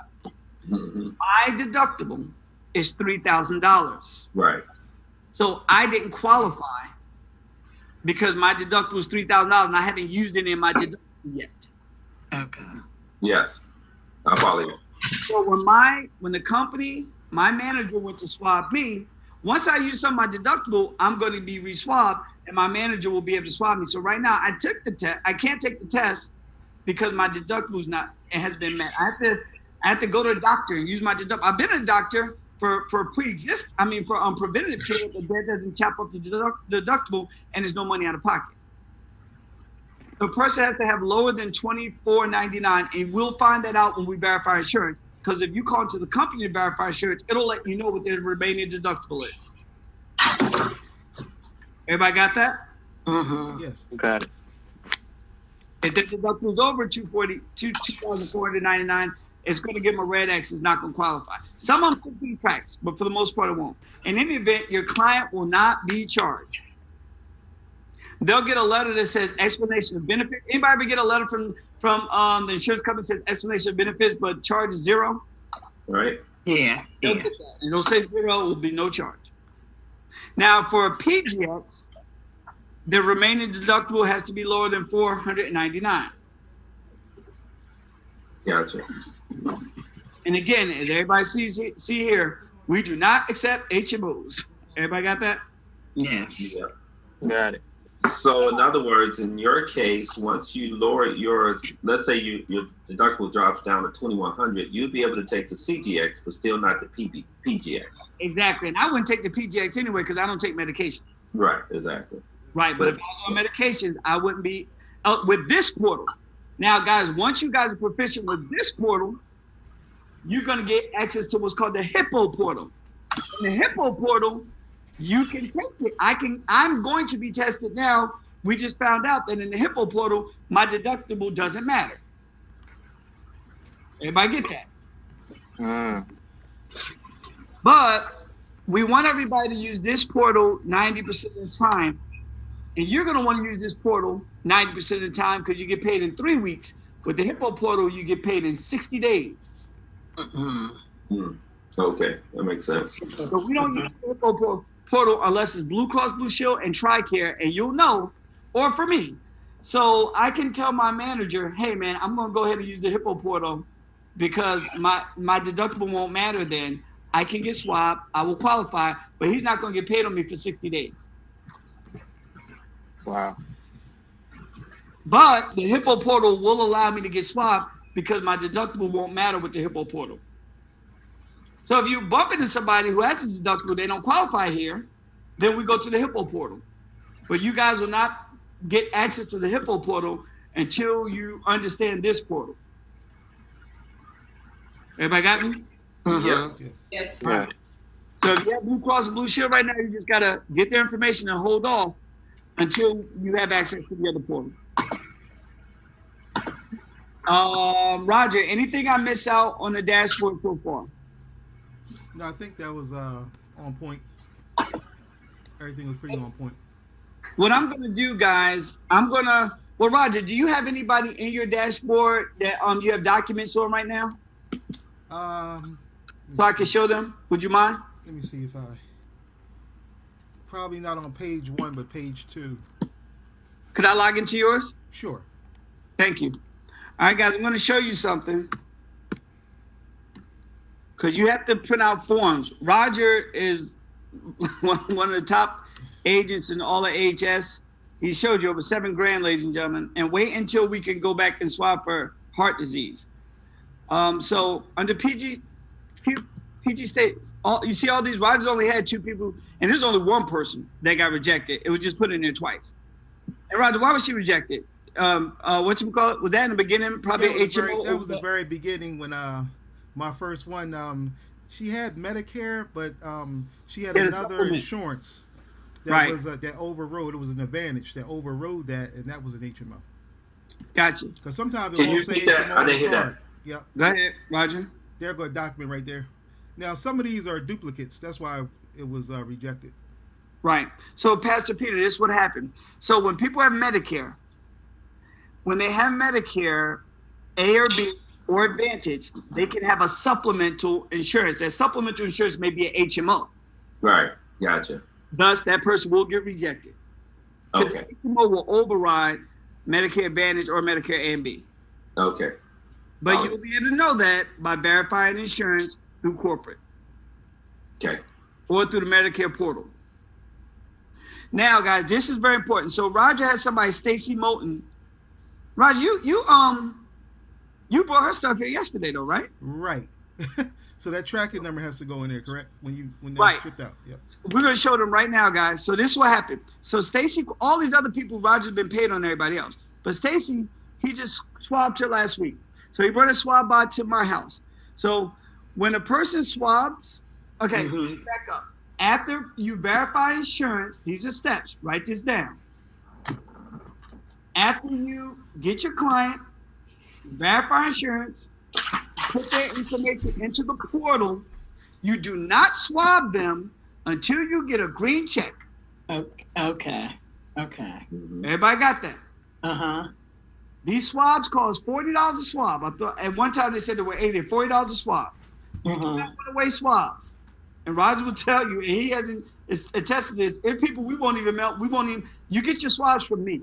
Okay. Corporate mails them to me. I mail them to you once you become a manager. If you're remote, if you really got this thing down packed, I'll say corporate, you can mail them swabs directly. But typically you're going to get your swabs from me as your manager, and I'm going to get them to you. You take a person's information, you make sure that the doctor gives you a green check. Okay. Go swab them. Everybody got that? Got it. So once again, the steps are verify insurance. Yeah. Put in Make the sure all the information is in the portal correctly. Yeah. Right. And then wait for green check. And then swab. Put them and swab them, or you mail them the swab. Like Pastor Peter, you're saying, I'm gonna mail you the swab with a self-addressed envelope. You gonna mail it back to me, then I'm gonna send it in. Gotcha. Now, all the information that you got from the person will come in these files. These files are very important. The PGX and CGX. So Roger swab Stacy. These are her requisition forms. The doctor will sign off on the test, and these requisition forms will show up right here. Got it? Mhm. Then you will click on them. I'm gonna click on them real fast, but I'm not gonna download it. You click on it, and those are her requisition forms. You're gonna have to print those up. That's her personal information, so I didn't want to download it. Right. You have to print those up, and on the forms, in the top right-hand corner of the form, you're gonna write the doctor's codes. The doctor's codes are located in Telegram. You guys get it? And I'm gonna show you In that. Telegram. So let me stop sharing my screen for a second so you guys can see me. Everybody sees me? Yeah. Yes. So Yeah. to show you. Okay, here's one that's being mailed in today.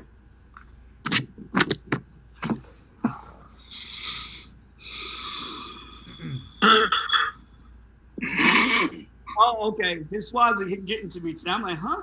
So here's one. The swabs get here during the mail. I'm like, where's the darn swab? So here's a bag of swabs.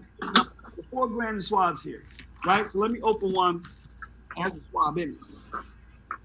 So here's a swab that goes to my friend Diaz.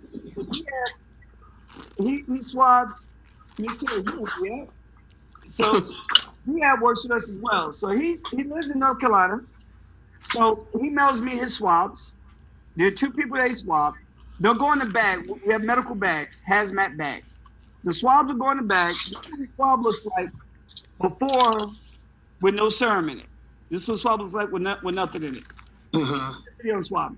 So he swabbed his folks. He mailed them to me. They're the 2 swabs. They go in this bag with these requisition forms. This is a PGX swab and a CGX swab.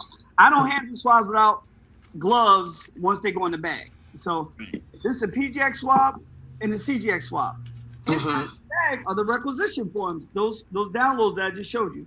In the top right-hand corner, you're gonna have to write the doctor's code in the top right corner. Every doctor has their own code. I got that. Got it. So Miss Terry, if I'm swabbing you, I'll swab you. I'll verify your insurance. Then I'll put it in the system. Then I'll wait for the doctor to sign off on everything and give me the green light. Right. I'll come meet with you, and I'll swab you. Once I swab you, I'll come back to my computer and put up the forms. Once I put up these forms, and on the tube, ladies and gentlemen, on every tube, you have to write the person's date of birth and full name. Okay. You gotta write, and it's real small, so you gotta write small. You gotta write date of birth and full name on the tube. So when I swab Miss Terry, I'm gonna put everything in his bag with paperwork has to be in the bag. Then I'm gonna mail it to corporate in a UPS laboratory bag. Okay. When corporate sends the shipping, we don't have to pay for shipping. Amen. Now, Pastor Peter, you live in Arizona. So with you, I'm gonna pay for the shipping. It's gonna be $4 to send you a self-addressed envelope, and there's a certain envelope we use from the post office because it's padded. It only costs $1.50. Post to Arizona is probably gonna cost me $3. So I'm gonna send you first class some swabs. I'm gonna send you your swabs to swab yourself, and I'm gonna send you extra swabs so you can use out in the field. Please. When I send you your swabs, then I'm gonna send you a self-addressed envelope. One of them with another envelope in there. I'm gonna pay for it, and you just go swab. You're gonna swab yourself, send it back to me. I'm gonna put up the requisition forms here. I'm gonna put the doctor code forms on them. I'm gonna put this in the bag, send it into the laboratory. Boom, we're done. Gotcha. Everybody got that? I mean, yes. Yeah. And Roger and I, we joke, like this is a very, especially the PGX. The PGX, the heart disease coming up is amazing. Cancer is important too, because people want to know if they're a marker. We joke about this, but this company is really printing money. Oh yeah. Like when we're able to do heart disease and Alzheimer's, and this is important because I want to take the test for heart disease and see if I'm a marker so I can make necessary changes. Heart disease is a silent killer. I want to know, now obviously we hear things like don't eat sugar, try not to do this, exercise, blah, blah, blah, blah, blah. But if I'm a marker for it, I'm going to do extra stuff. Now, well, I'll be here till I'm 200 years old. You know, we never know what the Lord's will is, but I'm going to do everything I can in my power to live right. That makes sense. Yeah. So I want to take as many tests as I can. If it can give me, based on genetics and based on DNA now, science is amazing. It can say, look, you need to chill out on eating the pig feet too much. But y'all get the point. No. And so we get these, we send it in. It's out. You get paid. Now let's go back to the screen. I'm gonna stop sharing my screen, and we're almost done, guys. We went over because initially, and Pastor Pete, I saw your note. You know, in the onboarding process, I will make sure that people do Telegram stuff prior to, but I really need to see it. I understand. I saw your note. Thank you.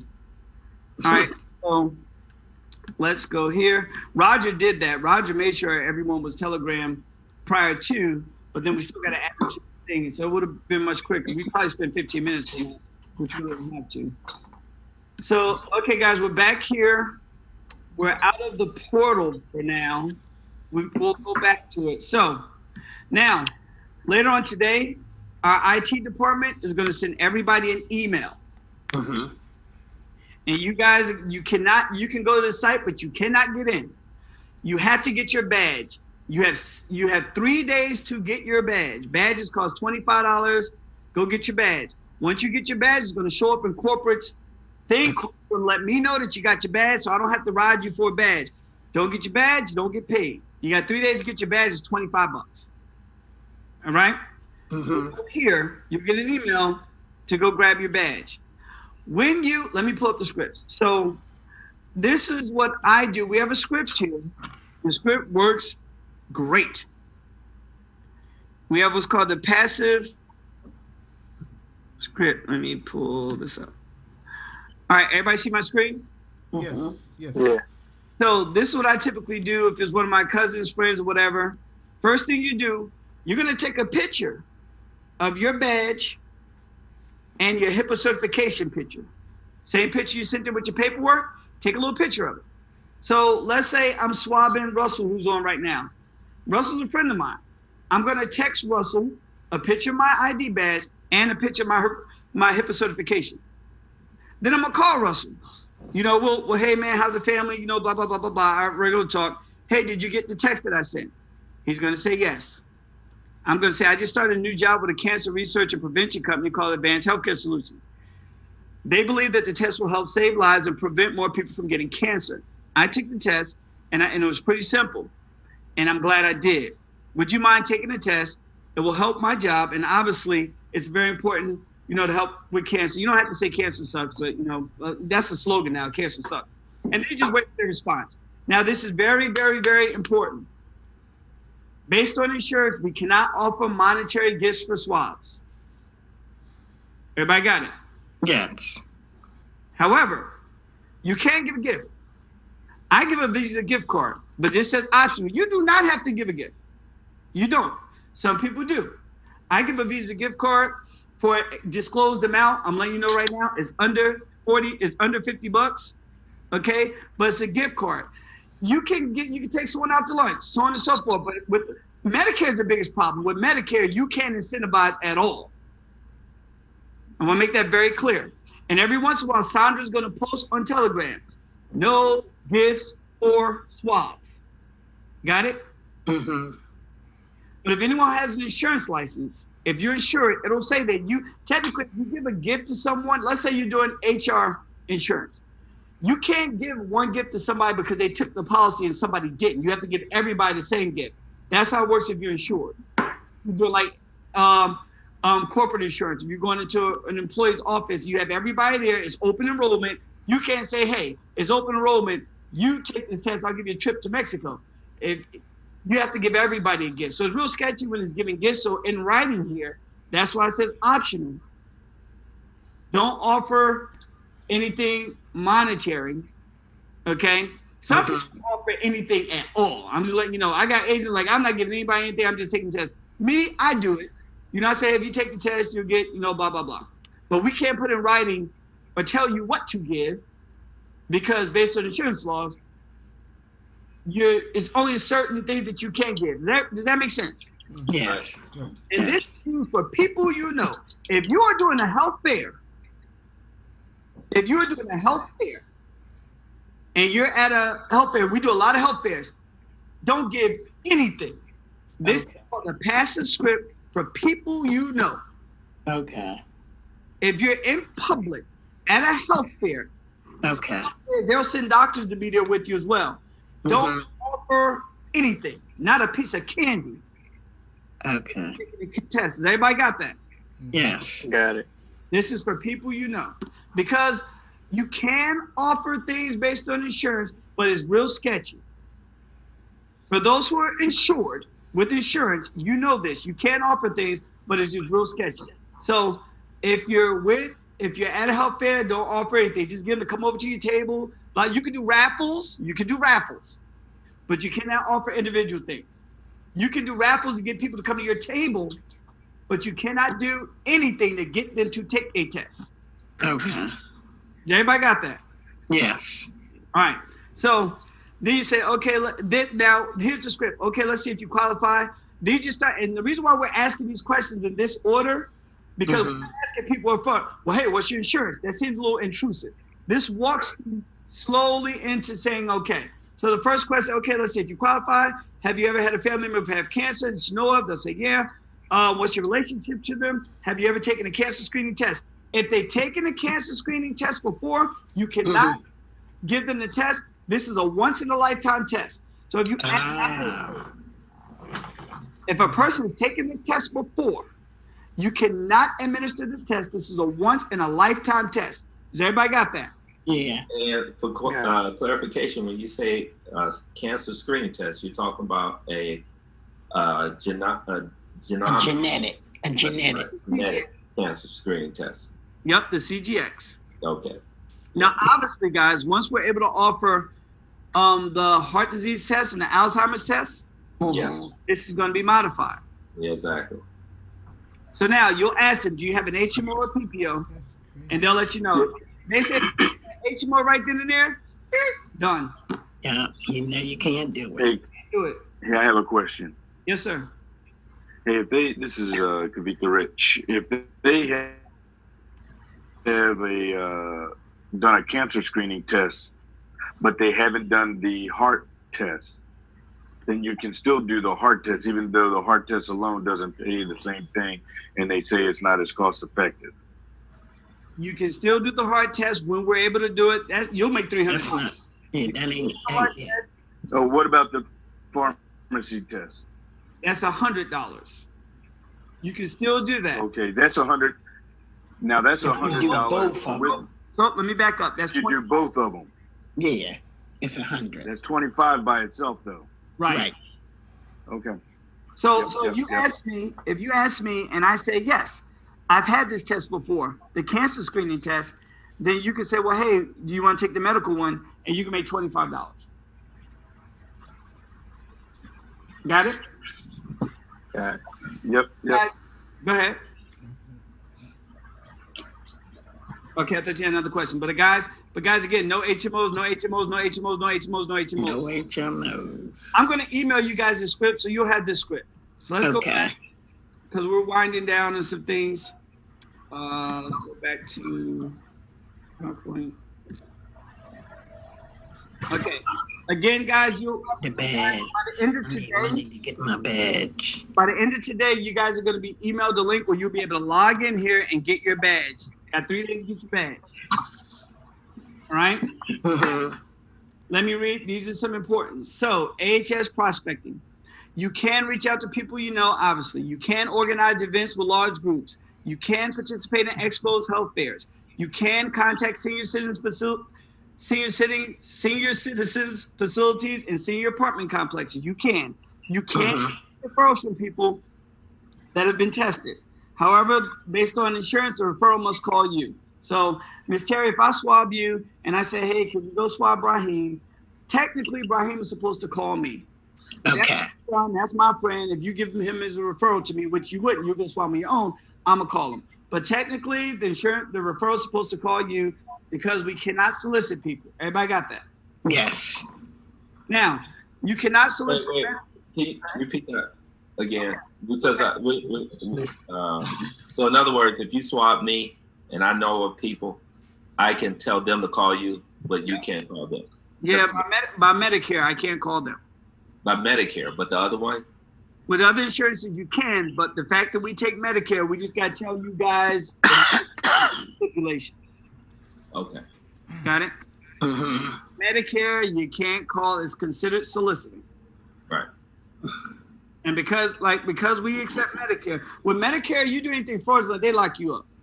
So we're giving everybody the rules based on Medicare. Now with Aetna, with Blue Cross Blue Shield, there are different rules. You can call them.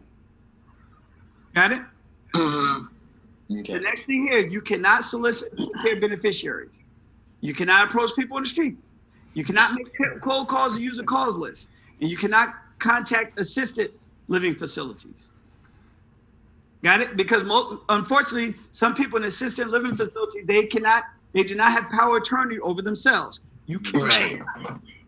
Swab anybody and somebody else has power of attorney over their decisions. Y'all got that? Yeah. And you're going to be able to access this again. Everything you see here, you'll be able to access it again and you'll get the recording. Now, AHS pays their agents very well. Agents are responsible for obtaining all marketing materials based on AHS's payment structure. One swab will pay for your marketing materials. Marketing materials, we have brochures. The brochures are the best marketing material that we have, in my opinion. They're very good. You will need them for health fairs. I'm going to tell you what I do with brochures. I take brochures, I put them in doctor's offices. I take brochures, I put them at dealerships. I take brochures, I put them out where people are going to be sitting and reading brochures with my contact information on it. Everybody got it? How do you get your contact information on them? When you order a brochure, you can customize them in the order process. All right, very cool. Well, some of the brochures, you'll have to put a label on it. Those are the only ones you can't customize. Everything else you can customize in marketing. Brochures, you have to put a label on it. A quick Avery label. There's a space back of the brochure for you to put a label on it. All right? Everybody got that? Yes. Okay, again. Yeah, is it a good idea to get a separate line for when people are calling this instead of your own personal answering You can use a Google system Voice or and what? things of that nature. Yeah, you can. You can. You know, if you don't want anybody calling you directly, sure. I have like multiple phone numbers. I have multiple businesses, so I have multiple phone numbers for different businesses. So yes, you can get Google Voice. And there are videos online to show you how to get a Google Voice number for those who need one. All right? Everything that you do also is tax deductible, just let you guys know that. Moving on. We went over this already. We went over this in the back office, telemed, patient screening. We went over all this. We went over hereditary, if we're doing a CGX or PGX. We went over all of this already. That's PGX. We went over that. Requisition forms. We showed you by looking at Rogers back office that you'll have to download the requisition form, the SOAP notes, the medical history forms, and put them in the bag. We went over that. I'll go over that again. Now, processing and swabbing a client. Be very careful when you swab clients. You do not want to contaminate the swab. Don't touch it. People cannot eat 30 minutes, put anything in their mouth 30 minutes prior to being swabbing. I tell people 45 minutes. They cannot eat or drink, chew gum, anything in their mouth 45 minutes prior to swabbing. Everybody got that? Yes. When I send a swab to someone, I also send them this video that we're about to see. Click on it. And Aura Collect DNA is designed for the self-collection and stabilization of DNA from human oral samples.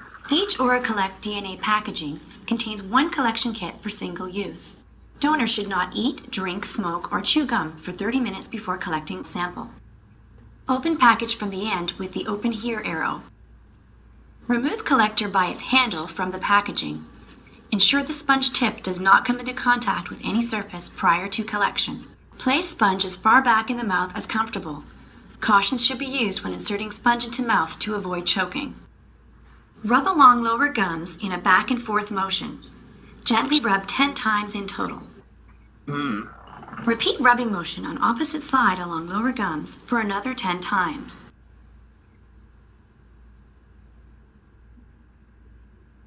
Hold the tube upright to prevent the blue liquid inside the tube from spilling. Unscrew the blue cap from the tube without touching the sponge. Turn the cap upside down. Insert the sponge into the tube and close cap tightly. Invert the capped tube and shake vigorously 15 times.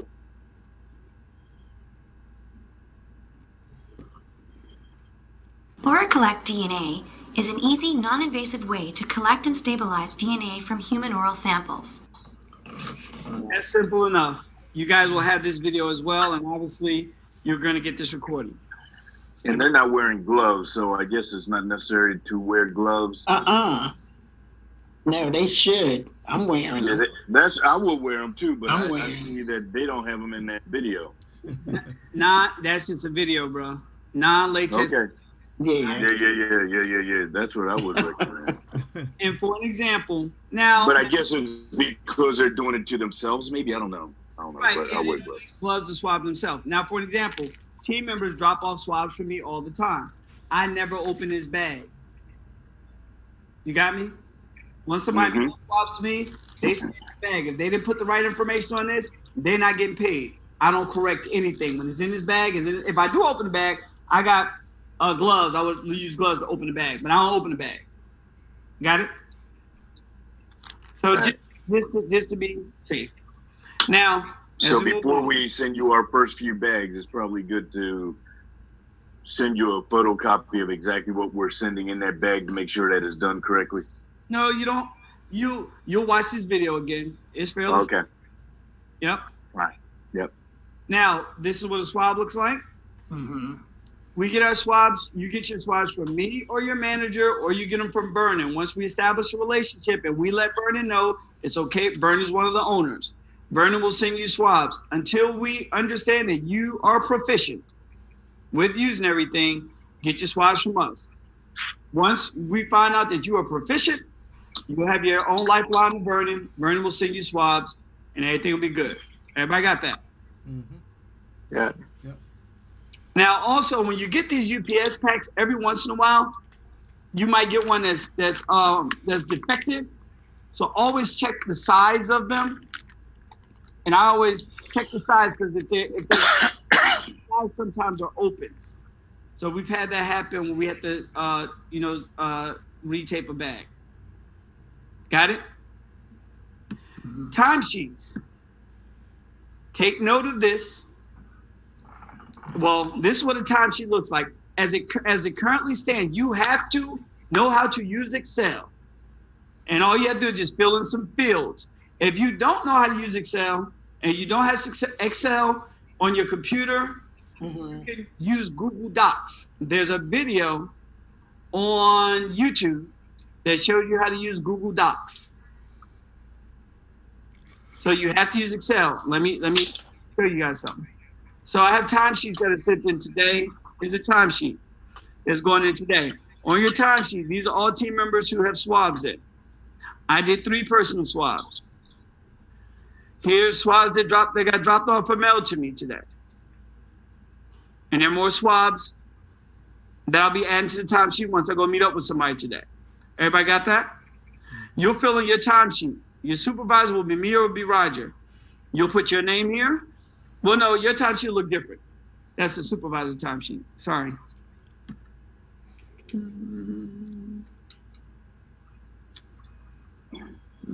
Where's your timesheet? I'll delete those timesheets. I sent you out an email. I'm going to my email, show you guys what your timesheets look like. Now, note this down. Timesheets are due Friday at 5 p.m., whether you have production or not. Everybody got that? If you don't have production, you're just going to send me an email that says no production. Let me show you. So here's some. Here's the subjects. Some people put no production, like Marcus just basically said, no production regards. Y'all see that? If you have no production, timesheets are due 5 p.m. Eastern Standard Time. 5 p.m. Eastern Standard Time.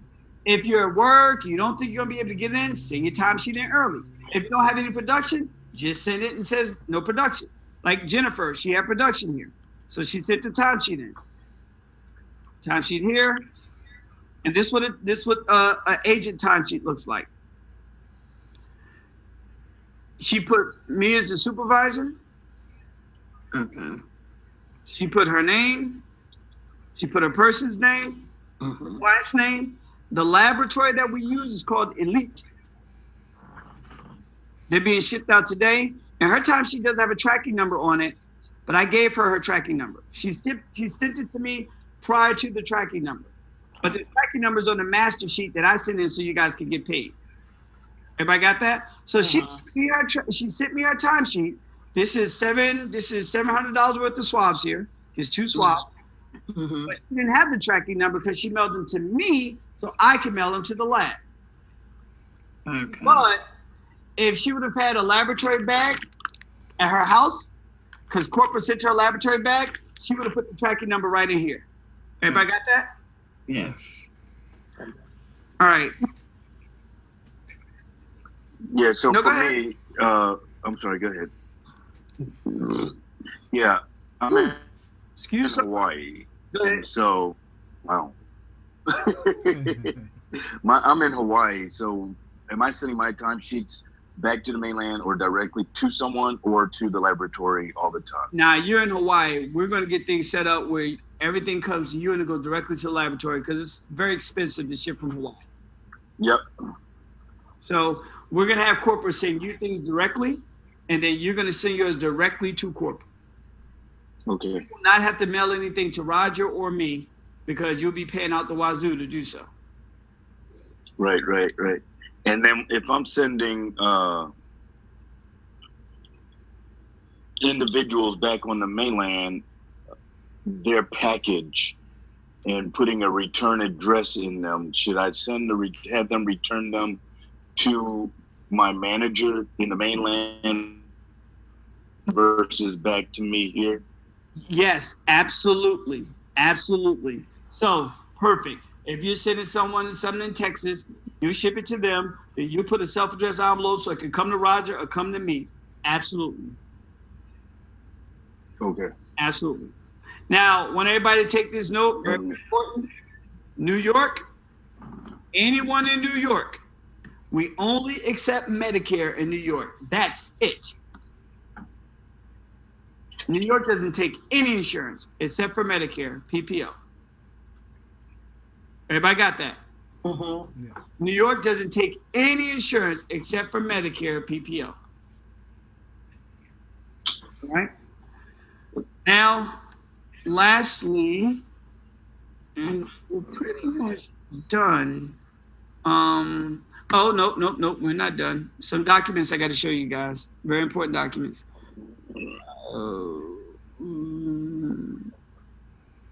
What's that sign saying we make $4,800 every month?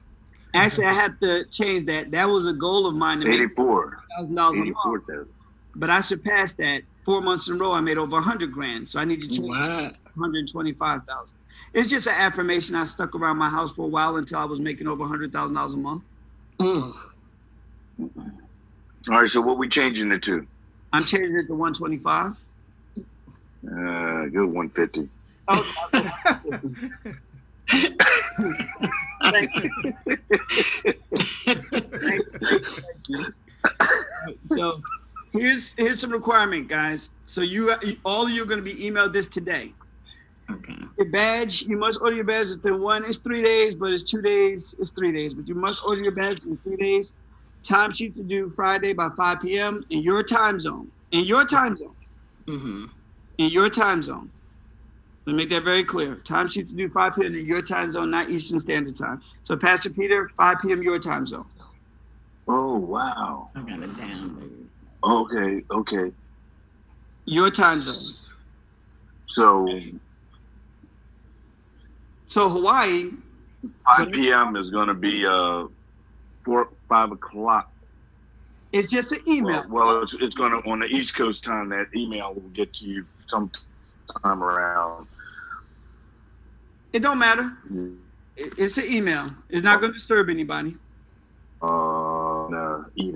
Now, all new hire agents are required to do at least 1 swab per week after your first month. So your first month, guys, there's no quotas. After your first month, 1 swab a week. Everybody got it? Yes. Yeah. AHS does not currently, you're going to get this, so you guys will have this in writing. AHS does not currently accept any HMOs. If an agent does not properly check insurance qualifications and submit 3 HMOs, your contract with AHS will be terminated. Say that again, please. AHS does not accept HMOs. If you put any HMOs in these portals, 3 or more, you will be fired. So you have to make sure you verify, because the company has to pay every time somebody puts an HMO in the system. So you have to verify insurance. You'll verify insurance through me. You'll verify it through Marty. You'll verify it through Bernie. You'll verify it through Sandra. But you'll verify it on your own by calling the back of the number on the card. But you have to verify insurance. No HMOs in the portal. I know. Got it. Also, all marketing materials must be AHS approved. They will terminate you because we have compliance we have to adhere to. Do not make any marketing materials. Don't make any business cards. Don't make any hats. Don't make any shirts. Don't make anything above. They have everything at ahsmarketing.com. You'll get an email so you can go get your materials. Business cards are very, very inexpensive. You cannot do a trade show without business cards.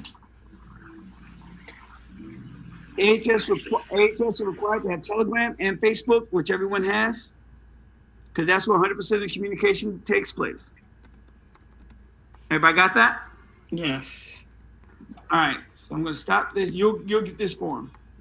So now we're just going to do a little bit of a recap. Let's see if we have everybody here. Okay, we're going to do a little bit of a recap. First of all, does anyone have any questions? Yes, I do. Well, hold on for 1 second. This is very important, guys. All new hires must be swabbed by your hiring manager. All new hires must be swabbed by your hiring manager. So case in point, you guys, by now you know Russell's the manager about. Let's say Russell was your best friend. I mean, not Russell, Roger. Roger's your best friend. Roger said, hey man, go get this job with AHS. Either he swabbed you before you got the job with AHS, which is fine. If he didn't, when you get the job with AHS, you have to swab with your hiring manager. Company policy. Everybody got it? Got it. Now, some of you will qualify to be managers. And managers is a lot of work. You have to do trainings like this. You got to do paperwork. It's a lot of work. However, once you do 25 CGX swabs, you qualify to be interviewed to be a manager. Managers make more money, but managers have more responsibility. So for an example, Hawaii, I didn't pronounce your name correctly. Brother Rich, I'll just go with Rich. Daryl's in Michigan now, right, Daryl? Yes. Daryl's in Michigan.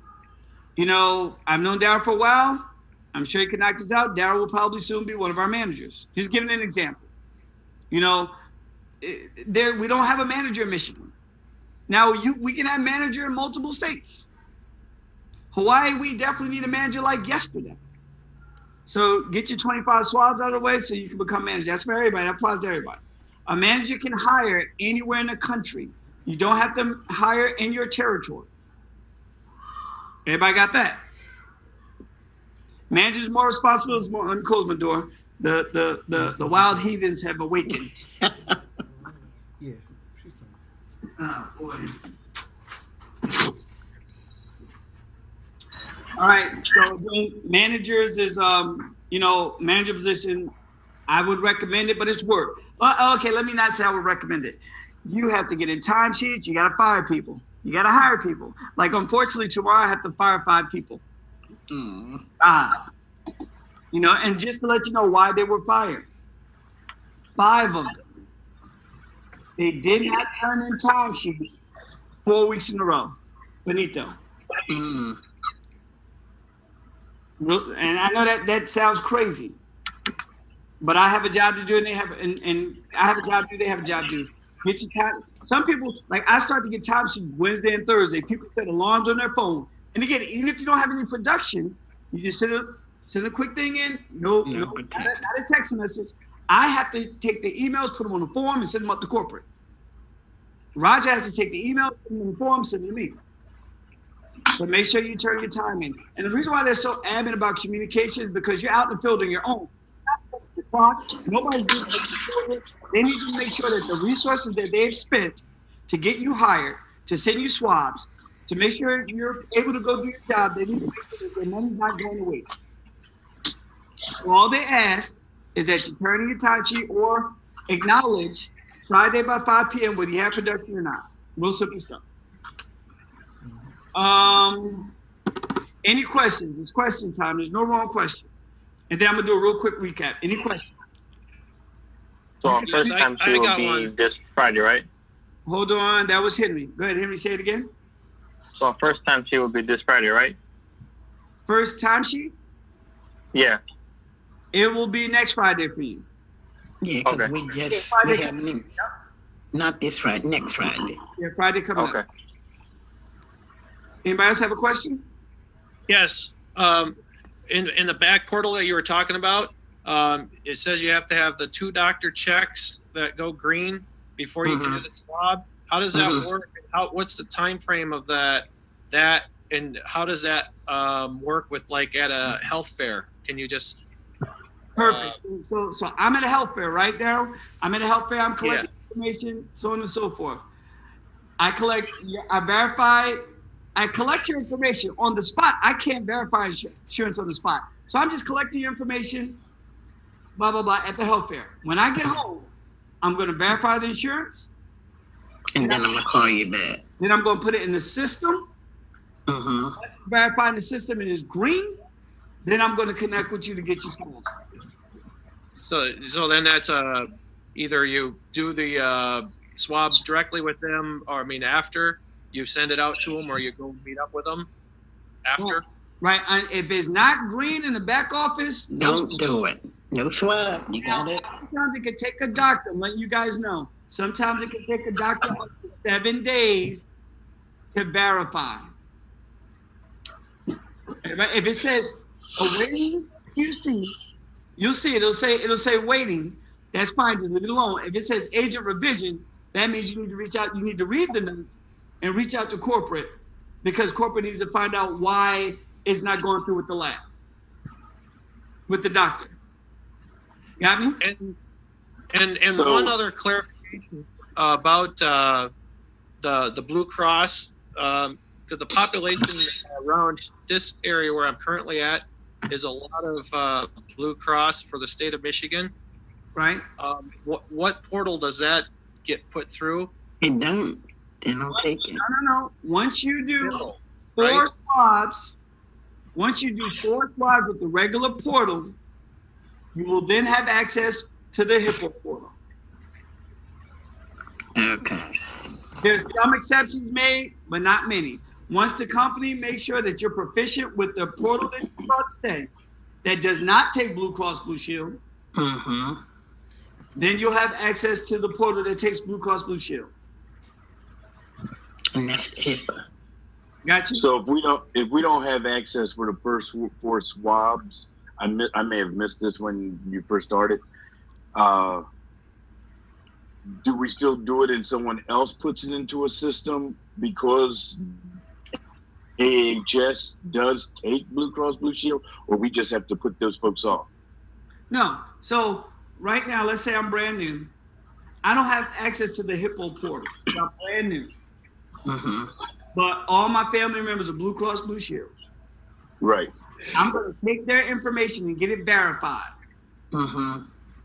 Once those 4 swabs are verified, I'm going to take their information and get them verified. They're verified. Good. I'm going to call corporate. I'm going to say, hey, I don't have access to the Blue Cross Blue Shield portal. I only have access to this portal. These 4 people are verified. Can I get them in the system? Then corporate's going to get them in the system for you. You're going to get paid on it. But Okay. it's going to be in 6 weeks. 60 days. And with that portal, 60 days. 60 days after it hits the line. Right. Got it? Mm-hmm. Hey, another question going back to Daryl's question about doing a health fair or something. So we're at the health fair. We have a tent. we want to swab people, but we But you haven't don't. gotten them cleared.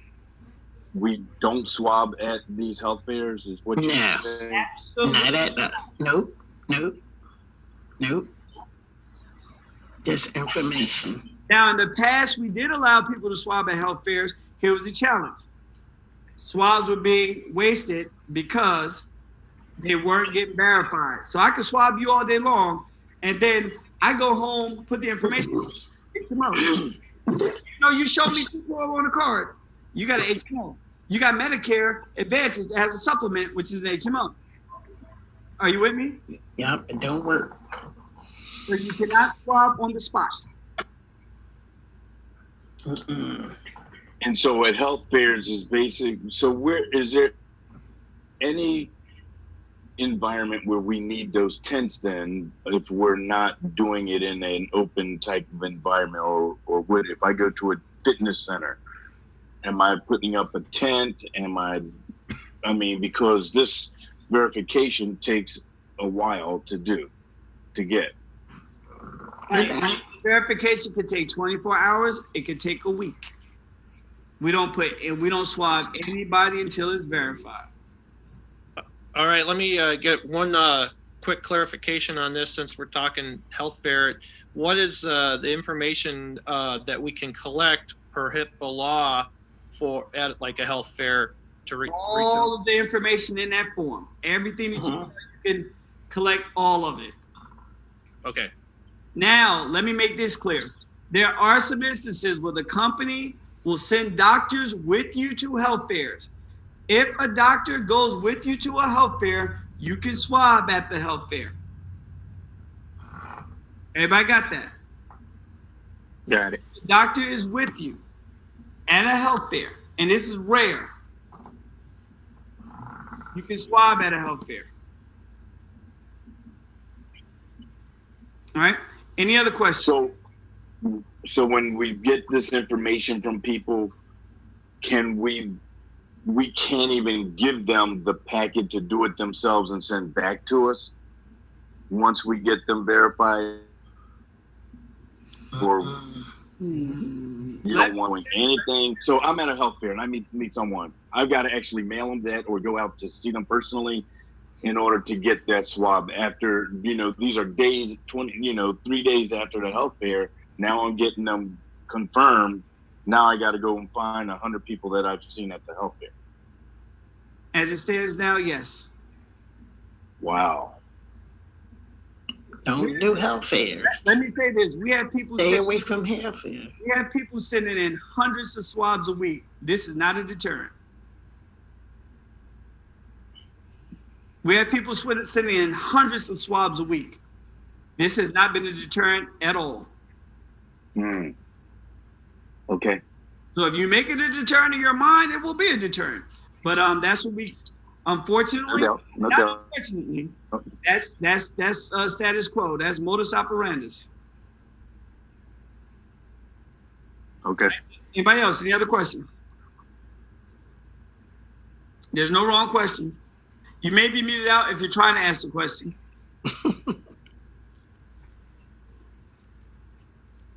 All right. Well, this concludes our training. So here's the deal. I want everybody to look out for an email. Roger, I'll send you the email where you can forward. Everybody look out for an email. You're going to get a timesheet. I will be reaching out and I'll send you an email. If I'm your hiring manager, you're going to get an email from me. You're going to get an email from me so I can verify your insurance so we can get you in the portal. This is what's going to happen. You're going to send me your information, but I'm going to walk you through the portal so you can know how to use the portal. Everybody got that? Mm-hmm. So if you have a PO, you're going to send me your information. I'm going to verify insurance. Once I verify insurance, we're going to do a screen share like this so I can walk you through so you can learn how to use the portal so we can make sure you're proficient. Because first of all, I would like you guys to be in the Hippo portal, and I need to make sure you're proficient. Hey there. I'm working. Go, take them with you. Hey, quick question again. Yes. You said, now, again, I'm just thinking of these hypotheticals. This isn't my situation, but it is in the situation of my wife. All right. So you said every person that we bring in has to be swabbed by the manager. What if that person is not qualified, already done a swabbing in their lifetime, or something like that? Then the manager can't swab them. Then nobody can swab. Nobody can swab them. Right, and that's anyone who's looking. That's anybody. When I say break, okay, let me back up for a second, guys. For everybody, this applies to everybody. This is not network marketing. We cannot recruit here. This is not network marketing. We're not bringing anybody in at all. The only way a person gets a job with AHS, as an independent contractor, they have to go to AHS's website, fill out an application, attach a resume, and choose a hiring manager. We don't recruit here. There's no overrides. We don't make money off of folks. There's none of the above. This is a job, which is independent contractors. So I want to let everybody know that. So to rephrase that, what I was saying is, let's say I have a cousin who lives in Pennsylvania. Roger lives in Pennsylvania. I call Roger. Hey, Roger, my cousin wants a job with AHS. Can you get a job with AHS? He's gonna have to go through an interview process with Roger. Anyway, Roger can say yay or nay, period. So I send my cousin, he fills out the information with Roger. So I did not swab my cousin. He got hired. He will swab with Roger. Now, if I swab my cousin prior to, then my cousin got hired with the company, nobody to swab with. So if I know I want to introduce my cousin to this for a job, I'm going to swab him first and make $350 or $300 or $1,000, depending on what I'm going to swab him with, or I'm not going to swab him. He's going to get a job with the company, and Roger's going to swab him. Can I clear that up? Yep. Gotcha. Anybody else? Now here's another question too. When we're out, because I think health fairs are the way to go. I can care less how long it takes to get paid and anything, but they're a good source of people. As a contractor, if I have someone working with me at that health fair, they at least have to have their HIPAA certification. They got someone taking names. Go ahead, say it again. If I have, my daughter or my wife or somebody there to help get other names and the information that we need to send into corporate to find out if they're qualified, do they have to have at least HIPAA certification to be able to do that? Absolutely. To assist. Absolutely. And they're there with you, assisting you. They're not even an AHS employee. They have to be. You have to make sure that they have HIPAA certification. If you get audited, so at health fairs, I forget the name of the compliance. It's a compliance division that pop up at health fairs, and they'll question. So I'll find out what the name of it. Yes. So my cousin's helping me. They're not employed. They're just helping me. They're asking people to come to the table, blah, blah, blah. They need HIPAA certification. But now in most cases, you're going to do something like that. You'll do it with neighboring or, because it'll be a calendar in a moment where you'll be able to see in different states. So we do not have two people at a health fair at a time. That can't help it. That can't happen. So let's say you're in a big island and there's somebody else who works there with AHS and you apply for this health fair first, and then they apply for the health fair. They're going to have to, even if they pay money and they can't get a refund, they cannot do the health fair there. So what we do, you get with somebody in your area, you'll be able to see a calendar where health fairs are taking place, and you can go join and ask that person, hey, would you like me to come with you? Because obviously the more people there, the faster you can get through people. So to answer your question, we try to do that with other folks that are in AHS, but if not, if your cousin's doing it for you, they have to be HIPAA certified. Perfect. What? Anybody else? Any other questions? Yeah, one more question on my end. The other day you talked about you thought there was 15 states that did Medicaid as well. Do you know what states those are? Yep, they are in your dashboard, Daryl. But I'm going to pull it up real quick and show you guys where to find it. When you log back, and everybody's logging to their dashboard. When you log back into your dashboard, let's go here. Going back, we'll go into my dashboard.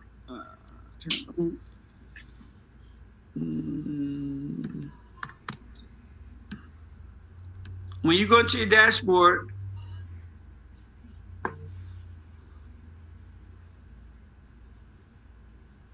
you see my dashboard? Yes. Yes. Medicaid, right down here. I'm sorry, these are the states that take Medicaid. Colorado, CGX only. And I know you have a medical facility in Colorado, CGX only in Colorado, but they take Medicaid. Georgia, Kansas, Kentucky, Montana, New Mexico, Ohio, Oregon, South Carolina, Texas, Wisconsin. You can take Medicaid. Got it? Got it. Now, I showed you guys this earlier. New York only accepts Medicare. That's it. They don't accept Aetna. They don't accept Blue Cross Blue Shield. They don't accept United Healthcare. They don't accept TRICARE. Only Medicare in New York, which sucks. All right, and that's in your dashboard. Any other questions, anyone? All right, well, my goal is always to get this training done in 2 hours. We was delayed a little bit in the beginning. It's all good. But now look out for an email today with, you're gonna get your timesheets. You're gonna get instructions to send me your insurance so we can get it verified for those who are hired. You're gonna get the requirements for AHS. And then I want you to request, if you know that you're going to be swabbing some folks, like you're going to be swabbing some folks, request some swabs, and I'll get some swabs out to you. But we know we never start with more than 5 swabs. We typically do 4. We'll get them out to you right away. Probably get them in the mail today. All right. If you know that you have people that you believe are PPOs, we still have to get it verified, that you're going to swab. Just put in the email, hey, can you send me X amount of swabs? I get about 25 swabs. I get a package of 25 swabs every 2 days.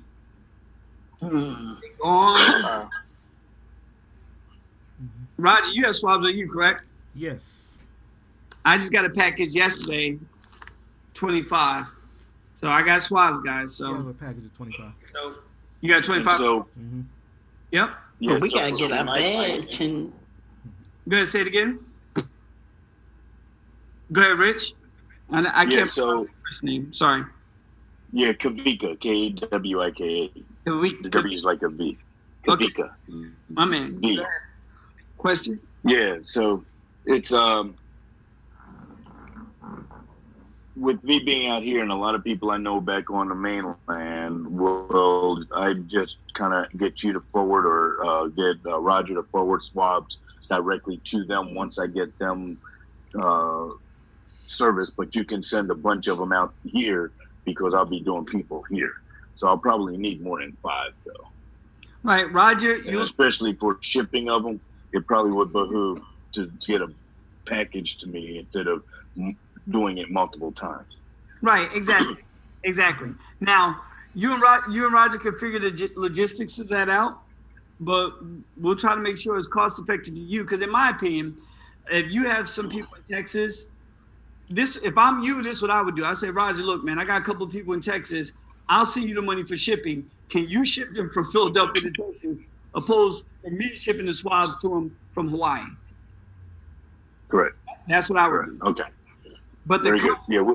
But the company cannot ship swabs to a patient at all. It has to come from you and or the manager. Perfect. Anybody else? Any other questions? Okay, everybody, you're going to get an email so you can log into your marketing. It'll be ahs.marketing. You'll get an email within the next 20 minutes. Roger, I'm going to CC you on this email so you can forward out to you guys. Guys, go get your badges. Get your business cards too. If you do badges and business cards at the same time, it's a discount. Save money. So business cards are very inexpensive. Most people get the badges and business cards. They have shirts. I should have had my shirt on today. I got my AHS shirt upstairs. They have shirts. I'll show you what I keep my card in my wallet, but they have lanyards too. Roger, every time he shows up, he has his ID card and his lanyard. I keep mine in my wallet. That's me. I keep mine in my wallet. And, you can keep them on your lanyard or what have you, but I just always have mine on me. And I keep a picture of my card in my phone, and I have a picture of my HIPAA certification in my phone. So, and we do this because I want my family members and my friends to feel comfortable when I'm asking for their information. So the fact that I sent them a text with my ID card and I sent them a text with my HIPAA certification, because most people know what HIPAA is, they'll feel a little bit more inclined to give me that information. Heck, I could work on a food truck selling hot dogs. Now I just called you, who are my cousin, and I've been selling hot dogs all my life. Now I mysteriously work for a cancer screening company, and I'm asking you for your information. Well, you have to show me something. Send me a HIPAA certificate, send me something. You guys get the point? Yes. So to help you in your sales. And I know many of you will do health fairs, and I recommend health fairs. I have a database of over 4,000 people. I haven't had to do a health fair yet. I call people on my phone, and here's a goal that I set for myself, and I'll show you guys this goal. By November, I'll make over $150,000 with AHS off of cash money, off of my personal swabs. So here's one of my goals. My goal is to call 10 people a day. My goal is 10 calls a day, right? That'll be 500 swabs by November 1st. That's $150,000. And that's if I'm only making $300 in a swab. Keep in mind, we can make $450 currently on 2. I just put it down to 300 because I thought about expenses, shipping stuff out, blah, blah, blah. So I just went with 300 times 500. Now, when we can do the other, heart disease and everything else, and their insurance company don't pay. It's free, guys. They don't have to pay for it. We can do the other things. These numbers are we just found out that we can do heart disease and Alzheimer's within the next couple of weeks. And, I got to tell you guys something else. Also, we just found out, and this is going to be reassuring to your clients, that there's going to be another portal that we'll have. So right now, you guys have the Terabyte portal, Hippo portal. There's going to be another portal, Roger, you didn't know this, that when we swab somebody, we have doctors now that write off on everything. With our next portal, their primary care physician will sign off on everything. Now, when you go meet with someone, it's not going to be unfamiliar because their doctor has to sign off on it. And that's coming soon. That's going to be cool. Will that slow up the process, you think? We don't know. We have no clue. But some people would rather, you don't have to use that portal. Some people would rather, have their doctor sign off on it. Once you get rock and roll, then you can use whatever portal you want. Just the initial portal that you guys have access to, it doesn't accept Blue Cross Blue Shield or TRICARE. Gotcha. Right? Now, guys, I have to jump. For those who don't know, I rent Teslas. So I'm a Tesla owner. I own a couple of them, and I rent them to people. And I have to rent one out today at 2 o'clock. And so I got to make sure it's prepared and go out. Excuse me, Rabu. Roger, I just private chatted you. Can you take a look at it? I just wanted to say that right quick. Thanks, Rabu. Hey, and also, man, great job on this training. I feel like I'm so equipped and ready to run, and I got my track shoes on now. I'm ready. Okay. Wonderful. Thank you, guys. Training is not easy, as y'all know, but it's necessary. So I keep telling you need to be a pastor. You do well at it, man. Pastor Peter, if I had $1 for everybody who said that, you got your $150. You got to be called. But guess what? I'll leave that up to you. All right, no problem. I got it covered. Wonderful. You're a much better pastor than I would ever be. Just keep preaching the good stuff. Only way to do it. All right, so everybody, thank you guys. I'm looking forward to working with everybody. Kavika, send me your information. You take down my number, 973. Just connect with me on Telegram because you may have direct questions you need to ask me. And I'm available, guys. 973-332-2333. 973-332-2333. And I always have to say this after every training. If this is too overwhelming and too much for you, when I send out the email, just reply, thanks for the opportunity. I appreciate it. And there's no harm, no foul. All right, just want to make sure. By the way, you can call me David. Kavika is David in Hawaiian. Okay, David. Oh, okay. All right, everybody. Y'all enjoy the rest of the day, but with the next 20 minutes, look out for an email I'll be shooting out. It'll be very detailed. And I'm gonna put for those who don't have Excel, I'll find the link on YouTube to show you how to use Google Spreadsheet. I'll make sure that this email will be very useful for you. Very good. All right, thank you. Everybody have a good day. Okay, thank you. Thank you, Roger. Thank you, Roger. Thank you, Roger. Yes, sir. Thank you. Take care, Claude. Thank you, Roger. Thank you. Thank you, Thanks, Robert. Raj. Talk to you later, Claude. All right.